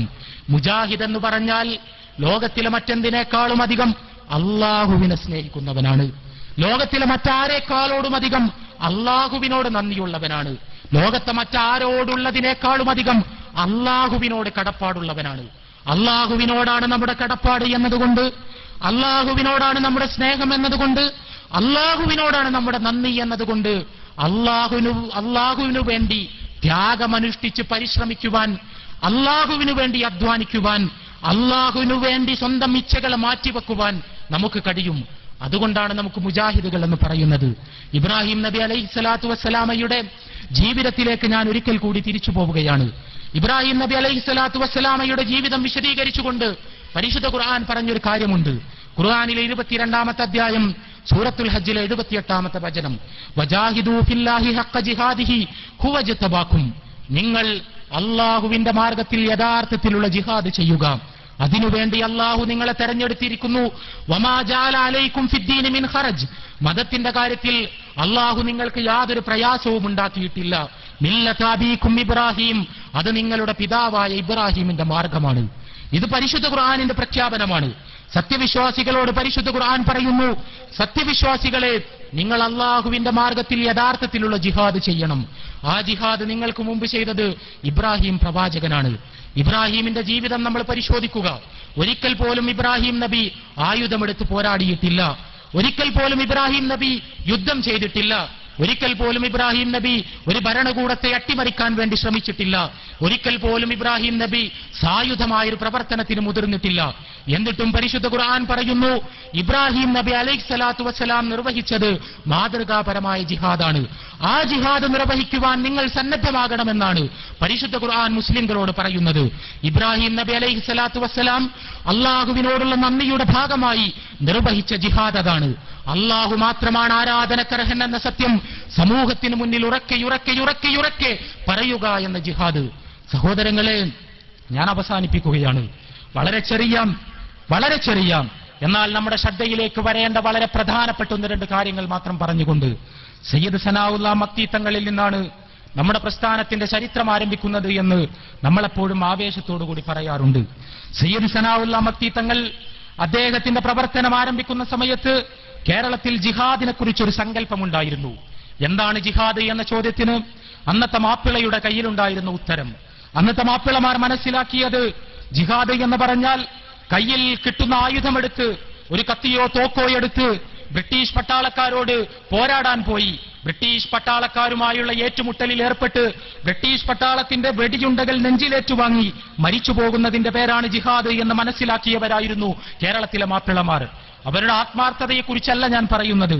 തീർച്ചയായും സാമ്രാജ്യത്വത്തിനെതിരെ, വെള്ളപ്പട്ടാളത്തിനെതിരെ, മാതൃരാജ്യത്തിന്റെ സ്വാതന്ത്ര്യത്തിനു വേണ്ടി ധീരോദാത്തം പോരാടിയ നമ്മുടെ പൂർവികരാണവർ. പക്ഷേ ജിഹാദ് എന്താണ് എന്ന ചോദ്യത്തിന് അവരുടെ കയ്യിലുണ്ടായിരുന്ന ഉത്തരം അതാണ്. കയ്യിലുള്ള ആയുധങ്ങളുമായി ബ്രിട്ടീഷ് പട്ടാളത്തിന്റെ മുന്നിൽ നിന്ന് നെഞ്ചു വിരിച്ചു കാണിച്ചു കൊടുത്ത് വിരിമാറിലേക്ക് വെടിയുണ്ടകൾ ഏറ്റുവാങ്ങി മരിച്ചു പോവുകയാണ് ജിഹാദിന്റെ താൽപര്യമെന്ന് മാപ്പിളമാർ കരുതിയിരുന്ന കാലഘട്ടം. അതല്ലാത്തൊരു ജിഹാദ് അവർക്ക് പരിചയമുണ്ടായിരുന്നില്ല. അതല്ലാത്തൊരു ഷഹീദ് അവർക്ക് പരിചയമുണ്ടായിരുന്നില്ല. ആ കാലഘട്ടത്തിലാണ് സയ്യിദ് സനാഉല്ലാ മക്തി തങ്ങൾ തന്റെ പ്രവർത്തനങ്ങൾ ആരംഭിക്കുന്നത്. സയ്യിദ് സനാഉല്ലാ മക്തി തങ്ങൾ കേരളത്തിലുടനീളം ഇസ്ലാമിനു വേണ്ടി പ്രസംഗിച്ചു, അള്ളാഹുവിനു വേണ്ടി പ്രസംഗിച്ചു, അള്ളാഹുവിനു വേണ്ടി ത്യാഗം അനുഭവിച്ചു, അള്ളാഹുവിനു വേണ്ടി എഴുതി, അള്ളാഹുവിനു വേണ്ടി പടവെട്ടി, ആയുധം കൊണ്ടല്ല പേന കൊണ്ടും നാവുകൊണ്ടും ഇസ്ലാമിനെതിരെയുള്ള വിമർശനങ്ങൾക്ക് ധീരോദാത്തമായി മറുപടി പറഞ്ഞു. മുസ്ലിം സമുദായത്തിൽ അന്ധവിശ്വാസങ്ങൾക്കും അനാചാരങ്ങൾക്കുമെതിരെ അതിശക്തമായി പോരാടി. എന്നിട്ട് സയ്യിദ് സനാഉല്ലാ മക്തി തങ്ങൾ അന്നത്തെ കണ്ണൂരിലെ മുസ്ലിം രാജവംശമായിരുന്ന അറക്കൽ രാജകുടുംബത്തിലെ ആ സമയത്തെ ഭരണാധികാരിക്ക് എഴുതിയൊരു കത്തുണ്ട്. ആ കത്തിൽ മക്തി തങ്ങൾ ഞാൻ എന്റെ പ്രസംഗത്തിന്റെ തുടക്കത്തിൽ ഓതിവെച്ച വാചകം ഉദ്ധരിക്കുന്നുണ്ട്. യാ അയ്യുഹല്ലദീന ആമനൂ ഹൽ അദുല്ലുക്കും അലാ തിജാറത്തിൻ തുൻജീക്കും മിൻ അദാബിൻ അലീം. സത്യവിശ്വാസികളെ, അല്ലാഹു ചോദിക്കുകയാണ്, നിങ്ങൾക്ക് ഞാനൊരു കാര്യം അറിയിച്ചു തരട്ടെ. പരലോകത്തെ വേദനാജനകമായ ശിക്ഷയിൽ നിന്ന് നിങ്ങളെ രക്ഷിക്കുന്ന ഒരു കാര്യത്തെക്കുറിച്ച് ഞാൻ നിങ്ങൾക്ക് പറഞ്ഞു തരട്ടെയോ എന്ന് ചോദിച്ചുകൊണ്ട് പരിശുദ്ധ ഖുർആൻ പറയുകയാണ്, തുഅ്മിനൂന ബില്ലാഹി വറസൂലി, അള്ളാഹുവിൽ നിങ്ങൾ വിശ്വസിക്കണം, അള്ളാഹുവിന്റെ പ്രവാചകനിലും നിങ്ങൾ വിശ്വസിക്കണം. അതോടൊപ്പം വതുജാഹിദൂന ഫീ സബീലില്ലാഹി ബിഅംവാലികും വഅൻഫുസികും, നിങ്ങളുടെ ധനം കൊണ്ടും നിങ്ങളുടെ ദേഹം കൊണ്ടും അള്ളാഹുവിന്റെ മാർഗത്തിൽ നിങ്ങൾ ജിഹാദ് ചെയ്യാൻ തയ്യാറാകണം. അങ്ങനെ തയ്യാറായാൽ അതാണ് നിങ്ങൾക്കുത്തമം, നിങ്ങൾ യഥാർത്ഥത്തിൽ അറിയുന്നില്ല എന്ന് പരിശുദ്ധ ഖുർആൻ വിശദീകരിക്കുന്നുണ്ട്. ഇവിടെ പരലോകത്തെ വേദനാജനകമായ ശിക്ഷയിൽ നിന്ന് രക്ഷ ലഭിക്കുവാനായി സത്യവിശ്വാസികളുടെ മുമ്പിൽ പരിശുദ്ധ ഖുർആൻ വെച്ചിട്ടുള്ള മാർഗം ജിഹാദാണ്, ജിഹാദാണ്, ജിഹാദ് മാത്രമാണ്. മുജാഹിദാകാതെ ജിഹാദ് ചെയ്യാതെ പരലോകത്ത് രക്ഷ നേടാമെന്നത് വ്യാമോഹം മാത്രമാണ് എന്ന് പരിശുദ്ധ ഖുർആൻ സൂചിപ്പിക്കുന്നു. ഈ ആയത്ത് ഉദ്ധരിച്ചുകൊണ്ട് സയ്യിദ് സനാഉല്ലാ മക്തി തങ്ങൾ അന്നത്തെ അറക്കൽ രാജാവിന് കത്തെഴുതുന്നുണ്ട്. അദ്ദേഹം പറയുന്നു, ബഹുമാന്യനായ രാജാവേ, കേരളത്തിലെ ഒരേ ഒരു മുസ്ലിം രാജാവേ, പരിശുദ്ധ ഖുർആനിന്റെ ഈ വചനം ഉദ്ധരിച്ചുകൊണ്ട് കഴിഞ്ഞ 16 വർഷമായി കേരളത്തിൽ ജിഹാദ് ചെയ്യുകയായിരുന്നു ഞാൻ. കഴിഞ്ഞ 16 വർഷക്കാലം കേരളത്തിന്റെ മണ്ണിൽ ഖുർആനിന്റെ ഈ വചനത്തിന്റെ അടിസ്ഥാനത്തിൽ ജിഹാദ് ചെയ്യുകയായിരുന്നു ഞാൻ എന്റെ നാവുകൊണ്ട് എന്ന് സയ്യിദ് സനാഉല്ലാ മക്തി തങ്ങൾ പറയുന്നുണ്ട്. അത് മാപ്പിളക്ക് ആദ്യത്തെ അനുഭവമാണ്. ആ കാലഘട്ടത്തിലെ മാപ്പിളമാരെ സംബന്ധിച്ചിടത്തോളം ആദ്യത്തെ അനുഭവമാണ്. വാളും തോക്കുമില്ലാത്ത, കത്തിയും ബോംബുമില്ലാത്ത, സായുധ സംഘടനമില്ലാത്ത, വെടിയച്ചകളില്ലാത്ത ഒരു ജിഹാദിനെ കുറിച്ച് ആ കാലഘട്ടത്തിൽ കേരളത്തിലെ മാപ്പിളമാരോട് ആദ്യമായി സംസാരിച്ചത് ഒരുപക്ഷെ സയ്യിദ് സനാഉല്ലാ മക്തി തങ്ങളാണ്. 1912 സെപ്റ്റംബർ 18 മരിച്ചു പോകുന്ന സമയത്ത് തന്റെ പ്രിയപ്പെട്ട തൂലിക, ജീവിതകാലം മുഴുവൻ ഇസ്ലാമിന് വേണ്ടി ചലിച്ച തൂലിക തന്റെ പ്രിയപ്പെട്ട ശിഷ്യൻ CB ഹൈദ്രോസ് സാഹിബിന് സമ്മാനിച്ചുകൊണ്ട് സയ്യിദ് സനാഉല്ലാ മക്തി തങ്ങൾ പറഞ്ഞു, ഞാൻ എന്റെ റബ്ബിലേക്ക് യാത്രയാവുകയാണ്, ഇതാ എന്റെ പ്രിയപ്പെട്ട തൂലിക ഞാൻ നിന്നെ ഏൽപ്പിക്കുന്നു. ഇത്രയും കാലം ഈ പേന കൊണ്ട് ഞാൻ ഇസ്ലാമിന് വേണ്ടി ജിഹാദ് ചെയ്തു. ഇതിനുശേഷം നീ ജീവിച്ചിരിക്കുന്ന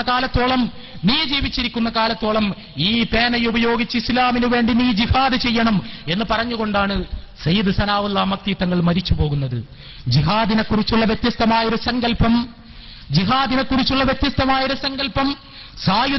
സായുധ പോരാട്ടമല്ലാത്തൊരു ജിഹാദിനെ കുറിച്ചുള്ള കൃത്യമായ ദിശാബോധം, ഏകദൈവാരാധനയുടെ പ്രബോധനവും പ്രഘോഷണവുമാകുന്ന ജിഹാദിനെ കുറിച്ചുള്ള ഒരു കാഴ്ചപ്പാട് കേരളീയ മുസ്ലിങ്ങൾക്ക് പരിചയപ്പെടുത്തിയ, അത് സ്വയം ഉൾക്കൊണ്ട നമ്മുടെ ഒന്നാമത്തെ നേതാവായിരുന്നു യഥാർത്ഥത്തിൽ സയ്യിദ് സനാഉല്ലാ മക്തി തങ്ങൾ.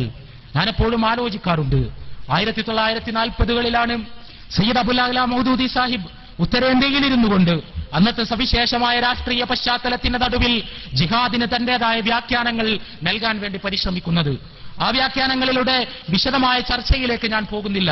അതേ കാലഘട്ടത്തിലാണ് യഥാർത്ഥത്തിൽ 1940കളിൽ സയ്യിദ് അബുൽ അഅ്ല മൗദൂദി സാഹിബ് ഉത്തരേന്ത്യയിലിരുന്ന് ജിഹാദിനെ കുറിച്ചുള്ള ചർച്ചകൾ നടത്തിക്കൊണ്ടിരിക്കുന്ന കാലത്തു തന്നെയാണ് ഇസ്ലാമിക രാഷ്ട്രം സ്ഥാപിക്കുവാൻ വേണ്ടിയുള്ള പരിശ്രമങ്ങളാണ് ജിഹാദ് എന്ന് അദ്ദേഹം സമർത്ഥിക്കാൻ ശ്രമിച്ചുകൊണ്ടിരുന്ന അതേ കാലഘട്ടത്തിലാണ് യഥാർത്ഥത്തിൽ 1944 മലപ്പുറം ജില്ലയിലെ ഒരു ഗ്രാമത്തിൽ കൊണ്ട് മറ്റൊരു കൂട്ടം ചെറുപ്പക്കാർ വേറൊരു ജിഹാദിനെ കുറിച്ച് ആലോചിച്ചത്. നമുക്കറിയാമത് ചരിത്രം. 1944 യഥാർത്ഥത്തിൽ ഒരുപക്ഷെ മുജാഹിദ് എന്ന പേരോടുകൂടി കേരളത്തിൽ ആദ്യമായി ഒരു സംഘടന രൂപം കൊള്ളുന്നത്. അത് അരീക്കോട്ടായിരുന്നു. മലപ്പുറം ജില്ലയിലെ അരീക്കോട്ട് 1944 അവിടെയുള്ള ഏതാനും ചെറുപ്പക്കാർ കേരള നദുവത്തുൽ മുജാഹിദീന്റെ സ്ഥാപക ജനറൽ സെക്രട്ടറിയായി പിൽക്കാലത്ത് മാറിയ NV അബ്ദുസ്സലാം മൗലവിയുടെ അധ്യക്ഷതയിൽ കൂടിച്ചേർന്ന ഒരു പറ്റം ചെറുപ്പക്കാർ, ആ ചെറുപ്പക്കാർ തൗഹീദ് പ്രബോധനം ചെയ്യാൻ വേണ്ടി, തൗഹീദിലേക്ക് ജനങ്ങളെ ക്ഷണിക്കാൻ വേണ്ടി, ശിർക്കിനെതിരെ പോരാടാൻ വേണ്ടി ഒരു സംഘടനയുണ്ടാക്കാൻ തീരുമാനിച്ചു. ആ സംഘടനയ്ക്ക് എന്ത് പേരിടണം എന്ന ആലോചന അവരെ കൊണ്ടുചെന്നെത്തിച്ചത് ജംഇയ്യത്തുൽ മുജാഹിദീൻ എന്ന പേരിടണം എന്ന തീരുമാനത്തിലേക്കാണ്. ജിഹാദികളുടെ സംഘം, മുജാഹിദുകളുടെ സംഘം, ജിഹാദ് ചെയ്യുന്നവരുടെ സംഘം. കേരളത്തിൽ ആദ്യമായി ഒരു സംഘടന മുജാഹിദീൻ എന്ന പേരോടുകൂടി രജിസ്റ്റർ ചെയ്യപ്പെട്ടത് അന്നാണ്, അരീക്കോട്ടാണ്. NV അബ്ദുസ്സലാം മൗലവിയുടെ നേതൃത്വത്തിൽ. അദ്ദേഹത്തിന്റെ മനസ്സിൽ അന്നുണ്ടായ ജിഹാദിനെ കുറിച്ചുള്ള സങ്കല്പങ്ങൾ ആലോചിച്ചു നോക്കൂ. അവിടെ മക്തി തങ്ങൾ വിജയിക്കുകയായിരുന്നു. മാപ്പിളമാരുടെ മനസ്സിലുള്ള ജിഹാദിനെ കുറിച്ചുള്ള തെറ്റായ പരികൽപ്പനകളെ മാറ്റി തൗഹീദ് പ്രഘോഷിക്കുവാനും പ്രബോധനം ചെയ്യുവാനുമുള്ള നമ്മുടെ കഠിനാധ്വാനങ്ങൾക്കാണ് ജിഹാദ് എന്ന് പറയുക എന്ന് കൃത്യമായി തിരിച്ചറിഞ്ഞൊരു പണ്ഡിതന്റെ നേതൃത്വത്തിൽ കൂടിയിരുന്നു കൊണ്ട് ജംഇയ്യത്തുൽ മുജാഹിദീൻ സംഘം പിറവികൊള്ളുകയായിരുന്നു 1944. 1950 കേരള നദവത്തുൽ മുജാഹിദീൻ എന്ന പേരിൽ ഐതിഹാസികമായ സലഫി പ്രസ്ഥാനം, കേരളത്തിലെ തൗഹീദി പ്രസ്ഥാനം, നമ്മുടെ പ്രിയപ്പെട്ട മുജാഹിദ് പ്രസ്ഥാനം രൂപം കൊണ്ടപ്പോൾ അതിന്റെ നേതാക്കൾക്ക് KM മൗലവിയും കുഞ്ഞോയി വൈദ്യരും അബ്ദുസലാം മൗലവിയും കൂടിയിരുന്ന് സംഘടനയുണ്ടാക്കിയപ്പോൾ അവർക്ക് രണ്ടാമതൊന്നും ആലോചിക്കേണ്ടി വന്നില്ല. അവർ ആ പേര് തന്നെ കടമെടുത്തു.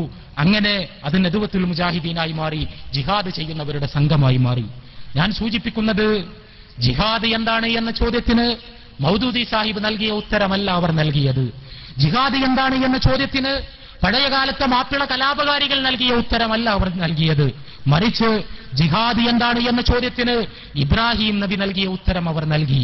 ജീവിതത്തിൽ ഒരിക്കൽ പോലും ആയുധമെടുത്ത് പോരാടിയിട്ടില്ലാത്ത, എന്നാൽ മാതൃകാപരമായ ജിഹാദ് നിർവഹിച്ചു എന്ന് പരിശുദ്ധ ഖുർആൻ സാക്ഷ്യപ്പെടുത്തിയ ഇബ്രാഹിം നബി അലൈഹിസ്സലാത്തു വസ്സലാമയുടെ ജീവിതത്തിൽ നിന്ന് വെളിച്ചമേറ്റെടുത്തുകൊണ്ട് അവർ ലോകത്തിന് മുന്നിൽ, സമൂഹത്തിന് മുന്നിൽ, നാടിന് മുന്നിൽ, നാട്ടാർക്ക് മുന്നിൽ ഉറക്കെ പറഞ്ഞു, മുഹീദ്ദീൻ ശൈഖിനെ വിളിച്ചു പ്രാർത്ഥിക്കുന്നത് ശിർക്കാണ്, ബദരീങ്ങളെ വിളിച്ചു പ്രാർത്ഥിക്കുന്നത് ശിർക്കാണ്, മമ്പുരം തങ്ങളെ വിളിച്ചു പ്രാർത്ഥിക്കുന്നത് ശിർക്കാണ്, മുനമ്പം ബീവിയെ വിളിച്ചു പ്രാർത്ഥിക്കുന്നത് ശിർക്കാണ്. നിങ്ങളുടെ ഏതേത് പ്രതിസന്ധി ഘട്ടങ്ങളിലും നിങ്ങളുടെ സഹായാർത്ഥനകൾക്ക് ഉത്തരം ചെയ്യാൻ കഴിയുന്ന ലോകത്തിലെ ഒരേ ഒരു അദൃശ്യ ശക്തി അല്ലാഹു മാത്രമാണ് എന്ന് ഉറക്കെ പറഞ്ഞു. ആ പറച്ചിലാണ് ജിഹാദ് എന്ന് സ്വന്തം ജീവിതം കൊണ്ട് അവർ തെളിയിച്ചു. സുഹൃത്തുക്കളെയും, നമ്മുടെ പൂർവികരായ നേതാക്കൾ ഈ ജിഹാദിന് തുടക്കം കുറിക്കുന്ന സമയത്ത്, ഈ ജിഹാദിന്റെ പടപ്പൂക്കൾ കേരളത്തിന്റെ മണ്ണിൽ വിരിഞ്ഞുകൊണ്ടിരുന്ന സമയത്ത് അവരുടെ പ്രവർത്തനങ്ങൾ ഒരിക്കലും എളുപ്പമുള്ളതായിരുന്നില്ല എന്ന് നമുക്കറിയാം. അവർ നേരിട്ട് പരീക്ഷണങ്ങളെക്കുറിച്ച് നമുക്കറിയാം. KM മൗലവിക്ക് മലബാറിലെ ഒരു ചായക്കടയിൽ നിന്ന് പോലും ചായ കിട്ടാത്തൊരു കാലം കേരളത്തിലെ മുജാഹിദ് പ്രസ്ഥാനത്തിന് കഴിഞ്ഞുപോയിട്ടുണ്ട് തൗഹീദ് പറഞ്ഞതിന്റെ പേരിൽ. രണ്ടത്താണി സെയ്ദ് മൗലവിക്ക് തൗഹീദ് പറഞ്ഞതിന്റെ പേരിൽ മാത്രം സ്വന്തം കഴുത്തിലിരുന്നൊരു പടക്കമാല പൊട്ടിത്തെറിക്കുന്നത് കാണേണ്ടി വന്ന അനുഭവം കേരളത്തിന്റെ മുജാഹിദ് പ്രസ്ഥാനത്തിന്റെ ചരിത്രത്തിൽ ഉണ്ടായിട്ടുണ്ട്. തൗഹീദ് പറഞ്ഞതിന്റെ പേരിൽ, തൗഹീദ് പറയുക എന്ന ജിഹാദ് ചെയ്തതിന്റെ പേരിൽ കല്യാണ പന്തലിലേക്ക് പ്രവേശനം നിഷേധിക്കപ്പെട്ട മുജാഹിദുകളുണ്ട് കേരളത്തിൽ. അറിയുമോ നമുക്ക്? പുതിയ തലമുറ അറിയേണ്ട കാര്യങ്ങളാണത്. എന്റെ തലമുറയിൽപ്പെട്ട ആളുകൾ, ഇസ്ലാഹി പ്രസ്ഥാന രംഗത്ത് നവാഗതർ മനസ്സിലാക്കേണ്ട യാഥാർത്ഥ്യങ്ങൾ. ഏതെങ്കിലും ഒരു നാട്ടിലൊരു കല്യാണമുണ്ടായാൽ ആ കല്യാണത്തിന് മുന്നിൽ വഹാബികൾക്ക് പ്രവേശനമില്ല എന്ന് ബോർഡ് എഴുതി തൂക്കിയിട്ടിരുന്ന ഒരു ഭൂതകാലം കേരളത്തിന്റെ ചരിത്രത്തിൽ ഉണ്ടായിട്ടുണ്ട് എന്ന് നമ്മൾ മനസ്സിലാക്കണം. അതുകൊണ്ട് തന്നെ ജിഹാദ് ത്യാഗമാണ് എന്നവർക്കറിയാമായിരുന്നു. അതവരുടെ സ്വന്തം അനുഭവമായിരുന്നു. അള്ളാഹു മാത്രമാണ് ആരാധനക്കർഹൻ എന്ന് പറഞ്ഞതിന്റെ പേരിൽ അവർക്ക് പല രീതിയിലുള്ള പ്രയാസങ്ങൾ അനുഭവിക്കേണ്ടി വന്നിരുന്നു. ആ പ്രയാസങ്ങൾ അള്ളാഹുവിനോടുള്ള നന്ദിയുടെ ഭാഗമായി, അള്ളാഹുവിനോടുള്ള കടപ്പാടിന്റെ ഭാഗമായി, അള്ളാഹുവിനോടുള്ള സ്നേഹത്തിന്റെ ഭാഗമായി തൃണവൽഗണിച്ചുകൊണ്ട് തൗഹീദ് ഉറക്കെ പറയാൻ അവരാർജവം കാണിച്ചതുകൊണ്ടാണ് കേരളത്തിൽ തൗഹീദിന്റെ പ്രകാശം കുറെയെങ്കിലും പരന്നത്. ഞാനിത് സംസാരിക്കുന്നത് പെരിന്തൽമണ്ണയിൽ നിന്നാണ്. പെരിന്തൽമണ്ണയിൽ ഒരു മനുഷ്യനുണ്ടായിരുന്നു, കട്ടിലശ്ശേരി മുഹമ്മദ് മൗലവി എന്ന് പറയുന്ന മനുഷ്യൻ. നമുക്കൊരു പക്ഷേ പലർക്കും കേട്ടുകേൾവിയുണ്ടാകില്ല. ഈ നാട്ടിലെ കോൺഗ്രസുകാരോട്, ഇവിടുത്തെ ദേശീയ പ്രസ്ഥാനത്തിലെ ആളുകളോട് നിങ്ങൾ ചോദിക്കുക, അവരുടെ ചരിത്രത്തിൽ അവർ വായിച്ചിട്ടുണ്ട് കട്ടിലശ്ശേരി മുഹമ്മദ് മൗലവിയെ കുറിച്ച്, ഖിലാഫത്ത് പ്രസ്ഥാനത്തിന്റെ കേരളത്തിലെ നായകനെ കുറിച്ച്. ആ കട്ടിലശ്ശേരി മുഹമ്മദ് മൗലവി ഈ ചുറ്റുവട്ടങ്ങളിലാണ് തൗഹീദ് പ്രബോധനവുമായി കറങ്ങിയിരുന്നത് 1920കളുടെ കാലം. ആ 1920കളിൽ ലാ ഇലാഹ ഇല്ലല്ലാഹ് എന്നുറക്കെ പറയുന്ന ജിഹാദിൽ ഏർപ്പെടാൻ കട്ടിലശ്ശേരി മുഹമ്മദ് മൗലവിക്ക് കഴിഞ്ഞത് അള്ളാഹു നൽകിയ അനുഗ്രഹങ്ങളെക്കുറിച്ചുള്ള ഓർമ്മകൾ മനസ്സിൽ സജീവമായി നിലനിന്നതുകൊണ്ടാണ്. അള്ളാഹു ഈ അനുഗ്രഹങ്ങൾ മുഴുവൻ നൽകിയിട്ട് അവനെ മാത്രമേ ആരാധിക്കാൻ പാടുള്ളൂ എന്ന ലോകത്തിലെ ഏറ്റവും വലിയ സത്യം പറയാനെങ്കിലും എന്റെ നാവ് പൊങ്ങുന്നില്ലെങ്കിൽ പിന്നെ ഞാൻ നന്ദിയുള്ള അടിമയാണ് എന്ന് പറയുന്നതിൽ എന്താണ് അർത്ഥം എന്ന ചോദ്യം അലോസരപ്പെടുത്തിയത് കൊണ്ടാണ് കട്ടിലശ്ശേരി മുഹമ്മദ് മൗലവിക്ക് ലാ ഇലാഹ ഇല്ലല്ലാഹ് എന്നുറക്കെ പറയാൻ കഴിഞ്ഞത്. ഇവിടെ നിന്ന് ഏറെയൊന്നും അകലെയല്ല എടത്തനാട്ടുകര എന്ന ഗ്രാമം. എടത്തനാട്ടുകരയിൽ പരന്നു കിടക്കുന്ന സലഫി മഹല്ലുകൾ നമ്മുടെ അഭിമാനമായി നമ്മൾ എടുത്തു പറയാറുണ്ട്. ആ എടത്തനാട്ടുകരയിൽ ആ രീതിയിൽ സലഫി മഹല്ലുകൾ സൃഷ്ടിക്കപ്പെട്ടതിന് പിന്നിൽ പറപ്പൂർ അബ്ദുറഹ്മാൻ മൗലവി എന്ന നിസ്വാർത്ഥനായ സാത്വികനായ ഒരു പണ്ഡിതന്റെ വിയർപ്പുണ്ട്. ആ പണ്ഡിതൻ എടത്തനാട്ടുകരയിലേക്ക് കടന്നു വന്നതാണ്. അദ്ദേഹം എടത്തനാട്ടുകരക്കാരനല്ല. എടത്തനാട്ടുകരയിൽ തൗഹീദ് പറയാൻ വേണ്ടി, ലാ ഇലാഹ ഇല്ലല്ലാഹ് പറയാൻ വേണ്ടി ക്ലേശങ്ങൾ സഹിച്ച് ഒരു ജിഹാദിയായി, ഒരു മുജാഹിദായി ജിഹാദ് ചെയ്യാൻ വന്നു അദ്ദേഹം എടത്തനാട്ടുകരയിലേക്ക്. അദ്ദേഹത്തിന്റെ പ്രഭാഷണങ്ങൾ വഴി, അദ്ദേഹത്തിന്റെ ഖുർആൻ ക്ലാസുകൾ വഴി അള്ളാഹു മാത്രമാണ് വിളിച്ചു പ്രാർത്ഥനകൾ അർഹിക്കുന്നത് എന്ന സത്യം എടത്തനാട്ടുകരക്കാരെ പഠിപ്പിക്കാൻ അദ്ദേഹത്തിന് കഴിഞ്ഞു. തിരൂർക്കാട്ടേക്ക് ഇവിടെ നിന്ന് എത്ര ദൂരമുണ്ട്? ഏതാനും കിലോമീറ്ററുകൾ മാത്രം അകലെ കിടക്കുന്ന തിരൂർക്കാട്. ആ തിരൂർക്കാടാണ് നമ്മുടെ എല്ലാം ഓർമ്മകളിലുള്ള വന്ധ്യവയോധികനായി തൗഹീദിന്റെ ശബ്ദവുമായി കേരളത്തിന്റെ നിരത്തുകളിലൂടെ കടന്നുപോയ മഹാനായ കെ ഉമർ മൗലവി താമസിച്ചിരുന്നത് എന്ന് നമുക്കറിയാം. കെ ഉമർ മൗലവിയുടെ തൗഹീദ് പ്രഭാഷണങ്ങൾ കേൾക്കാത്തവർ കേരളീയ മുസ്ലിം സമുദായത്തിൽ തുലോം വിരളമായിരിക്കും. ആ വെള്ളക്കുപ്പായവും വെള്ളത്തുണിയും വെള്ളത്തൊപ്പിയും ധരിച്ച് തോളിലൊരു മുഷിഞ്ഞ സഞ്ചിയുമായി ബസ് കയറി ട്രെയിൻ കയറി യാത്ര ചെയ്ത് ഗ്രാമങ്ങളിൽ നിന്ന് ഗ്രാമങ്ങളിലേക്ക് പോയി കേരളത്തിന്റെ വ്യത്യസ്ത പ്രദേശങ്ങളിലേക്ക് കടന്നു ചെന്നുകൊണ്ട് അവിടങ്ങളിലെല്ലാം ചെന്ന് അദ്ദേഹത്തിന്റെ സ്വതസിദ്ധമായ ശൈലിയിൽ യാതൊരു വളച്ചുകെട്ടലുകളുമില്ലാതെ ജനങ്ങളെ, അല്ലാഹുവല്ലാത്തവരെ നിങ്ങൾ വിളിച്ചു പ്രാർത്ഥിക്കരുത്. പ്രാർത്ഥന എന്ന് പറഞ്ഞാൽ അദൃശ്യ ശക്തികളോടോ വ്യക്തികളോടോ ഉള്ള സഹായാർത്ഥനയാണ്. അല്ലാഹുവിനു പുറമെ നിങ്ങൾ മുഹീദ്ദീൻ ഷെയ്ഖിനെ വിളിക്കുമ്പോൾ അത് മുഹീദ്ദീൻ ഷെയ്ഖിനുള്ള ആരാധനയാണ്. കാരണം മുഹീദ്ദീൻ ഷെയ്ഖ് ഒരു അദൃശ്യ ശക്തിയാണ് നിങ്ങളുടെ മനസ്സിൽ. അല്ലാഹുവിന് പുറമെ നിങ്ങൾ ബദരീങ്ങളെ വിളിക്കുമ്പോൾ അദൃശ്യമായ മാർഗത്തിലൂടെ നിങ്ങൾ സഹായം പ്രതീക്ഷിക്കുന്നു. അതുകൊണ്ട് അതവർക്കുള്ള ആരാധനയാണ്. ആ ആരാധനക്കാണ് ശിർക്ക് എന്ന് പറയുന്നത്. ആ ശിർക്ക് നിങ്ങൾ ചെയ്യരുത് എന്ന് മുസ്ലിം സമുദായത്തോട് സ്നേഹത്തിന്റെ ഭാഷയിൽ ഉപദേശിച്ച, അതിനുവേണ്ടി കൂക്കുവിളികളും പരിഹാസങ്ങളും ഏറ്റുവാങ്ങിയ, അതിനുവേണ്ടി മാത്രം നോട്ടീസുകൾ ഇറക്കിയ, അതിനുവേണ്ടി മാത്രം സെൽസബീൽ എന്ന പേരിൽ ഒരു പ്രസിദ്ധീകരണം സ്വന്തമായി നടത്തിയ, അതിനുവേണ്ടി സിയോണിസ്റ്റ് ചാരൻ എന്നുവരെ വിളിപ്പേര് കേട്ട, അതിനുവേണ്ടി ഒരുപാട് പരിഹാസങ്ങൾ ഏറ്റുവാങ്ങിയ മഹാനായ ഉമർ മൗലവി, അദ്ദേഹം ജിഹാദിയായിരുന്നു, അദ്ദേഹം മുജാഹിദായിരുന്നു, അദ്ദേഹം നടത്തിയത് ജിഹാദായിരുന്നു. പക്ഷേ ആ ജിഹാദ് പുതിയ കാലത്ത് നമ്മുടെ ചില ചെറുപ്പക്കാർ കരുതുന്നത് പോലെ കശ്മീരിലേക്ക് ആളെ റിക്രൂട്ട് ചെയ്യുന്ന ജിഹാദല്ല. ആ ജിഹാദ് എന്ന് പറയുന്നത് നമ്മുടെ പുതിയ കാലത്ത് ചില ചെറുപ്പക്കാർ കരുതുന്നത് പോലെ അർദ്ധരാത്രി മെഴുകുതിരിവട്ടത്തിൽ തീവ്രവാദം പഠിപ്പിക്കുന്ന ജിഹാദല്ല. ആ ജിഹാദ് നമ്മുടെ കാലത്തെ ചില ചെറുപ്പക്കാർ കരുതുന്നത് പോലെ ഏതെങ്കിലും കോളേജ് അധ്യാപകന്റെ കൈവെട്ടുന്ന ജിഹാദല്ല. മറിച്ച് അള്ളാഹുവിന്റെ കലിമത്തുന്നതമാക്കാൻ വേണ്ടി, ലാ ഇലാഹ ഇല്ലല്ലാഹയുടെ ശബ്ദം മുഴങ്ങാൻ വേണ്ടി, അള്ളാഹു മാത്രമാണ് ആരാധനകൾ അർഹിക്കുന്നത് എന്ന് ലോകത്തെ കേൾപ്പിക്കുവാൻ വേണ്ടി തന്റെ നാവും തന്റെ തൂലികയും നിരന്തരമായി ചലിപ്പിക്കുക എന്ന ജിഹാദാണ് ഉമർ മൗലവി നിർവഹിച്ചത്, പറപ്പൂർ അബ്ദുറഹ്മാൻ മൗലവി നിർവഹിച്ചത്, കട്ടിലശ്ശേരി മുഹമ്മദ് മൗലവി നിർവഹിച്ചത്, രണ്ടത്താണി സെയ്ദ് മൗലവി നിർവഹിച്ചത്. ആ ജിഹാദിന്റെ പ്രൗഢമായ പാരമ്പര്യത്തിന്റെ കണ്ണികളായിക്കൊണ്ടാണ് നമ്മൾ നിലനിൽക്കുന്നത് എന്ന് നമ്മൾ അറിയണം. സഹോദരങ്ങളെ, എന്റെ വാചകങ്ങൾ ഞാൻ അവസാനിപ്പിക്കുന്നു. നമ്മൾ ഓർക്കണം, അവർ മുജാഹിദുകളായത് കർമ്മം കൊണ്ടാണ്, ജീവിതാനുഭവങ്ങൾ കൊണ്ടാണ്. ജിഹാദ് അവർക്കൊരു ഭംഗിവാക്കായിരുന്നില്ല, സ്വന്തം ജീവിതത്തിലെ അനുഭവമായിരുന്നു. ത്യാഗം അവരുടെ ജീവിതത്തിൽ അവരുടെ കൂടെ നടന്നൊരു വാക്കായിരുന്നു. നമ്മെ സംബന്ധിച്ചിടത്തോളം നമ്മുടെ ജിഹാദി മേൽവിലാസം, നാം മുജാഹിദാണ് എന്ന് പറയുന്നത് കേവലം 5 രൂപയുടെയോ 10 രൂപയുടെയോ മെമ്പർഷിപ്പ് എടുത്തതിന്റെ പേരിലാണ്. നാം ഏതെങ്കിലും സ്ഥലത്തെ സംഘടനയുടെ ഭാരവാഹിയാണ് എന്നതിന്റെ പേരിലാണ്. ഞാൻ പരിപാടികൾക്കൊക്കെ പോകാറുണ്ട് എന്നതുകൊണ്ടാണ്, ഞാൻ ഇതിന്റെ ആളാണ് എന്നതുകൊണ്ടാണ്. ഇതുകൊണ്ടെല്ലാമാണ് നമ്മൾക്കെല്ലാം മുജാഹിദ് എന്ന മേൽവിലാസം കിട്ടിയത്. അവർ സ്വയം മുജാഹിദ് എന്ന് പറഞ്ഞപ്പോൾ, മുജാഹിദ് പ്രസ്ഥാനം എന്ന പേര് ഈ പ്രസ്ഥാനത്തിനിട്ടപ്പോൾ അവരുടെ മനസ്സിലുണ്ടായിരുന്ന ജിഹാദിന്റെ സ്വപ്നങ്ങൾ എന്ന് പറയുന്നത് യഥാർത്ഥത്തിൽ അതല്ല. കേവലം ഒരംഗത്വ മുജാഹിദിനെയല്ല, ഒരു മെമ്പർഷിപ്പ് മുജാഹിദിനെയല്ല, കേവലമായ ഒരു അഡ്രസ് മുജാഹിദിനെയല്ല, മറിച്ച് ജീവിതം മുഴുവൻ തൗഹീദ് പറയാൻ വേണ്ടി നീക്കിവെക്കുന്ന മുജാഹിദിനെ, ചായക്കടയിലിരുന്ന് തൗഹീദ് പറയുന്ന മുജാഹിദിനെ, ക്ലാസ് റൂമിലിരുന്ന് തൗഹീദ് പറയുന്ന മുജാഹിദിനെ, കോളേജിലിരുന്ന് തൗഹീദ് പറയുന്ന മുജാഹിദിനെ, സ്റ്റാഫ് റൂമിലിരുന്ന് തൗഹീദ് പറയുന്ന മുജാഹിദിനെ, വിട്ടുവീഴ്ചയില്ലാതെ അള്ളാഹു മാത്രമാണ് സഹായാർത്ഥനകൾക്ക് ഉത്തരം നൽകാൻ കഴിയുന്ന ഒരേ ഒരു അദൃശ്യ ശക്തി എന്ന് കഴിയുന്നയിടങ്ങളിൽ മുഴുവൻ പരമാവധി ഉച്ചത്തിൽ പറഞ്ഞുകൊണ്ടിരിക്കുന്ന ഒരു മുജാഹിദിനെ, ആ മുജാഹിദിനെയാണ് അവർ സ്വപ്നം കണ്ടത്. അവർക്കില്ലാത്ത സൗകര്യങ്ങൾ നമുക്കുണ്ട്, അവർക്കില്ലാത്ത സംഘടനാ സംവിധാനങ്ങൾ നമുക്കുണ്ട്, അവർക്കില്ലാത്ത സന്നാഹങ്ങൾ നമുക്കുണ്ട്. വിളിച്ചാൽ വരാൻ പ്രഭാഷകരുണ്ട്, എഴുതിത്തരാൻ ആളുകളുണ്ട്, പണ്ഡിതന്മാരുണ്ട്, നേതാക്കളുണ്ട്, എല്ലാം ഉണ്ട്. ഒരു പുരുഷായുസ് തൗഹീദി പ്രബോധനത്തിനു വേണ്ടി സമർപ്പിച്ച അഭിവന്ദ്യരായ നമ്മുടെ നേതാവ് എ.പി. അബ്ദുൽ ഖാദർ മൗലവിയുടെ വാക്കുകൾക്ക് നാം കാതോർത്തു. ധന്യമായ ജീവിതമാണത്. ജീവിത സായാഹ്നത്തിൽ നട്ടുവളർത്തിയ തൗഹീദി പ്രസ്ഥാനത്തിന്റെ വളർച്ച കണ്ടുകൊണ്ട് സംസാരിക്കുവാൻ കഴിയുന്ന അനുഭവം, ആ അനുഭവം മരിക്കുന്ന സമയത്ത് നമുക്കുണ്ടാകണമെങ്കിൽ, നമുക്കെല്ലാവർക്കും അതുപോലെ സംതൃപ്തമായ മനസ്സുണ്ടാകണമെങ്കിൽ തൗഹീദി പ്രബോധനത്തിനു വേണ്ടി ജീവിതത്തെ തീരെഴുതി കൊടുക്കാൻ കഴിയണം. തൗഹീദി പ്രബോധനത്തിനു വേണ്ടി നമ്മുടെ ജീവിതത്തെ മാറ്റിവെക്കാൻ നമുക്ക് കഴിയണം. ജിഹാദിന്റെ നിറമുള്ള ഏടുകൾ കൊണ്ട് നമ്മുടെ ജീവിതം നിറക്കുവാൻ നമുക്ക് കഴിയണം. അപ്പോൾ മാത്രമാണ് യഥാർത്ഥത്തിലുള്ള മുജാഹിദുകളായി നാം മാറുക. മുമ്പെന്നത്തെക്കാളും അധികം അതിനുള്ള പ്രസക്തി വർദ്ധിച്ചുകൊണ്ടിരിക്കുകയാണിപ്പോൾ. ഒരിക്കലും കേരളത്തിലെ മുജാഹിദ് പ്രസ്ഥാനത്തെക്കുറിച്ച്, അതിന്റെ ഭാവിയെക്കുറിച്ച്, അത് പോകുന്ന വരാനിരിക്കുന്ന വഴികളെക്കുറിച്ച് ദീർഘദർശനം ചെയ്തവരാരും ഒരിക്കലും സങ്കല്പിച്ചിട്ടില്ലാത്തൊരു വഴിത്തിരിവിലാണ് നമ്മുടെ പ്രസ്ഥാനം നിൽക്കുന്നത്.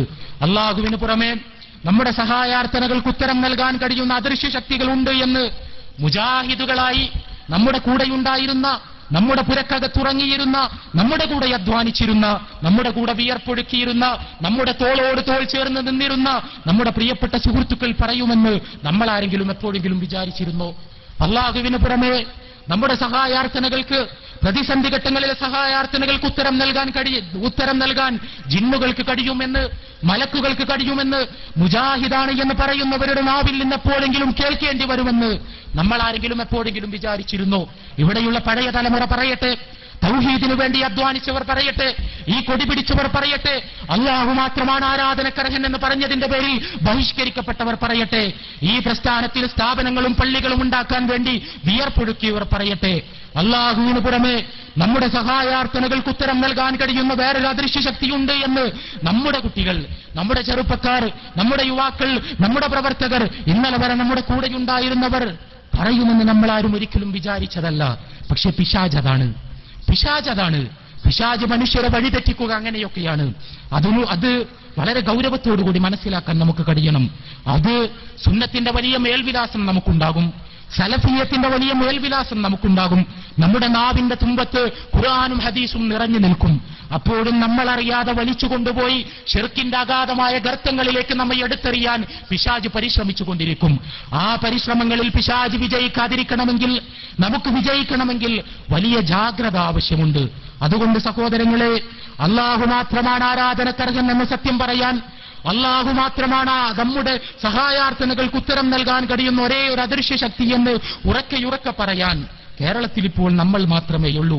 ആ നമ്മൾ എന്ന് പറയുന്ന നമ്മുടെ എണ്ണം അത് കുറഞ്ഞു. യഥാർത്ഥത്തിൽ നമ്മുടെ കൂടെയുണ്ടായിരുന്ന പലരും ആ ആദർശത്തിനെതിരെ സംസാരിക്കുന്ന ദുരവസ്ഥയുണ്ടായി.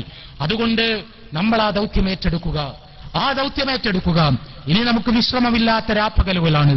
നമ്മെ സംബന്ധിച്ചിടത്തോളം സമ്മേളനങ്ങൾ സംഘടിപ്പിക്കുന്നത് വെറുതെ ഒരു ഫാഷന് വേണ്ടിയല്ല, എന്തെങ്കിലുമൊക്കെ സംഘടിപ്പിക്കണമെന്ന അർത്ഥത്തിലല്ല, മുജാഹിദ് പ്രസ്ഥാനത്തിന്റെ പേരിൽ എന്തെങ്കിലുമൊക്കെ പരിപാടികൾ നടക്കണമെന്നതുകൊണ്ടല്ല, ഇങ്ങനെയൊരു പ്രസ്ഥാനം ഇവിടെ ജീവിച്ചിരിക്കുന്നു എന്ന് നാട്ടുകാരെ അറിയിക്കുവാൻ വേണ്ടിയല്ല, മറിച്ച് തൗഹീദ് അത്യുജ്വലമായി സമൂഹത്തിന് മുന്നിൽ അവതരിപ്പിക്കപ്പെടണം എന്ന ബോധമുള്ളതുകൊണ്ടാണ് നാം സമ്മേളനങ്ങൾ പ്രഖ്യാപിക്കുന്നത്.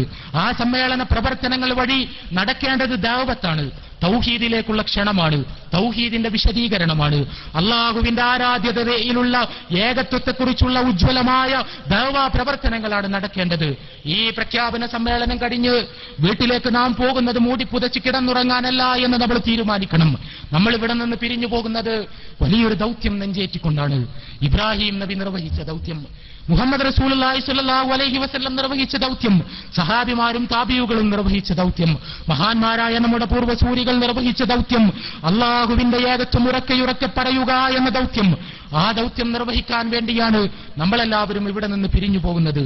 ഈ പിരിഞ്ഞു പോകുമ്പോൾ 2014 ജനുവരിയിൽ നടക്കുന്ന മലപ്പുറം ഈസ്റ്റ് ജില്ലാ മുജാഹിദ് സമ്മേളനം, ആ സമ്മേളനം നമ്മെ സംബന്ധിച്ചിടത്തോളം ഒരു നിമിത്തമാണ്. ആ നിമിത്തത്തിലേക്ക് നടന്നെടുക്കുമ്പോൾ ആ സമ്മേളനത്തിന്റെ പ്രചരണ പ്രവർത്തനങ്ങളിൽ ഊർജ്ജസ്വലരായി നിരതനാകാനുള്ള തീരുമാനത്തോടുകൂടി, ആ സമ്മേളന പ്രവർത്തനങ്ങളിൽ നിരതനാകുന്നതിന്റെ ഭാഗമായി തൗഹീദ് എന്റെ നാട്ടിൽ ഉറക്കെ പ്രസംഗിക്കുവാനുള്ള അവസരങ്ങൾ ഞാൻ ഒരുക്കുമെന്ന തീരുമാനത്തോടുകൂടി, എന്റെ നാട്ടിലെ മുഴുവൻ ആളുകൾക്കും തൗഹീദ് എത്തിച്ചു കൊടുക്കാനുള്ള സംവിധാനങ്ങൾ ഈ സമ്മേളനത്തിന്റെ ഭാഗമായി ഞാൻ ഉണ്ടാക്കും എന്ന ദൃഢപ്രതിജ്ഞയോടുകൂടി നമുക്കിവിടെ നിന്ന് പിരിഞ്ഞു പോകാൻ കഴിയണം.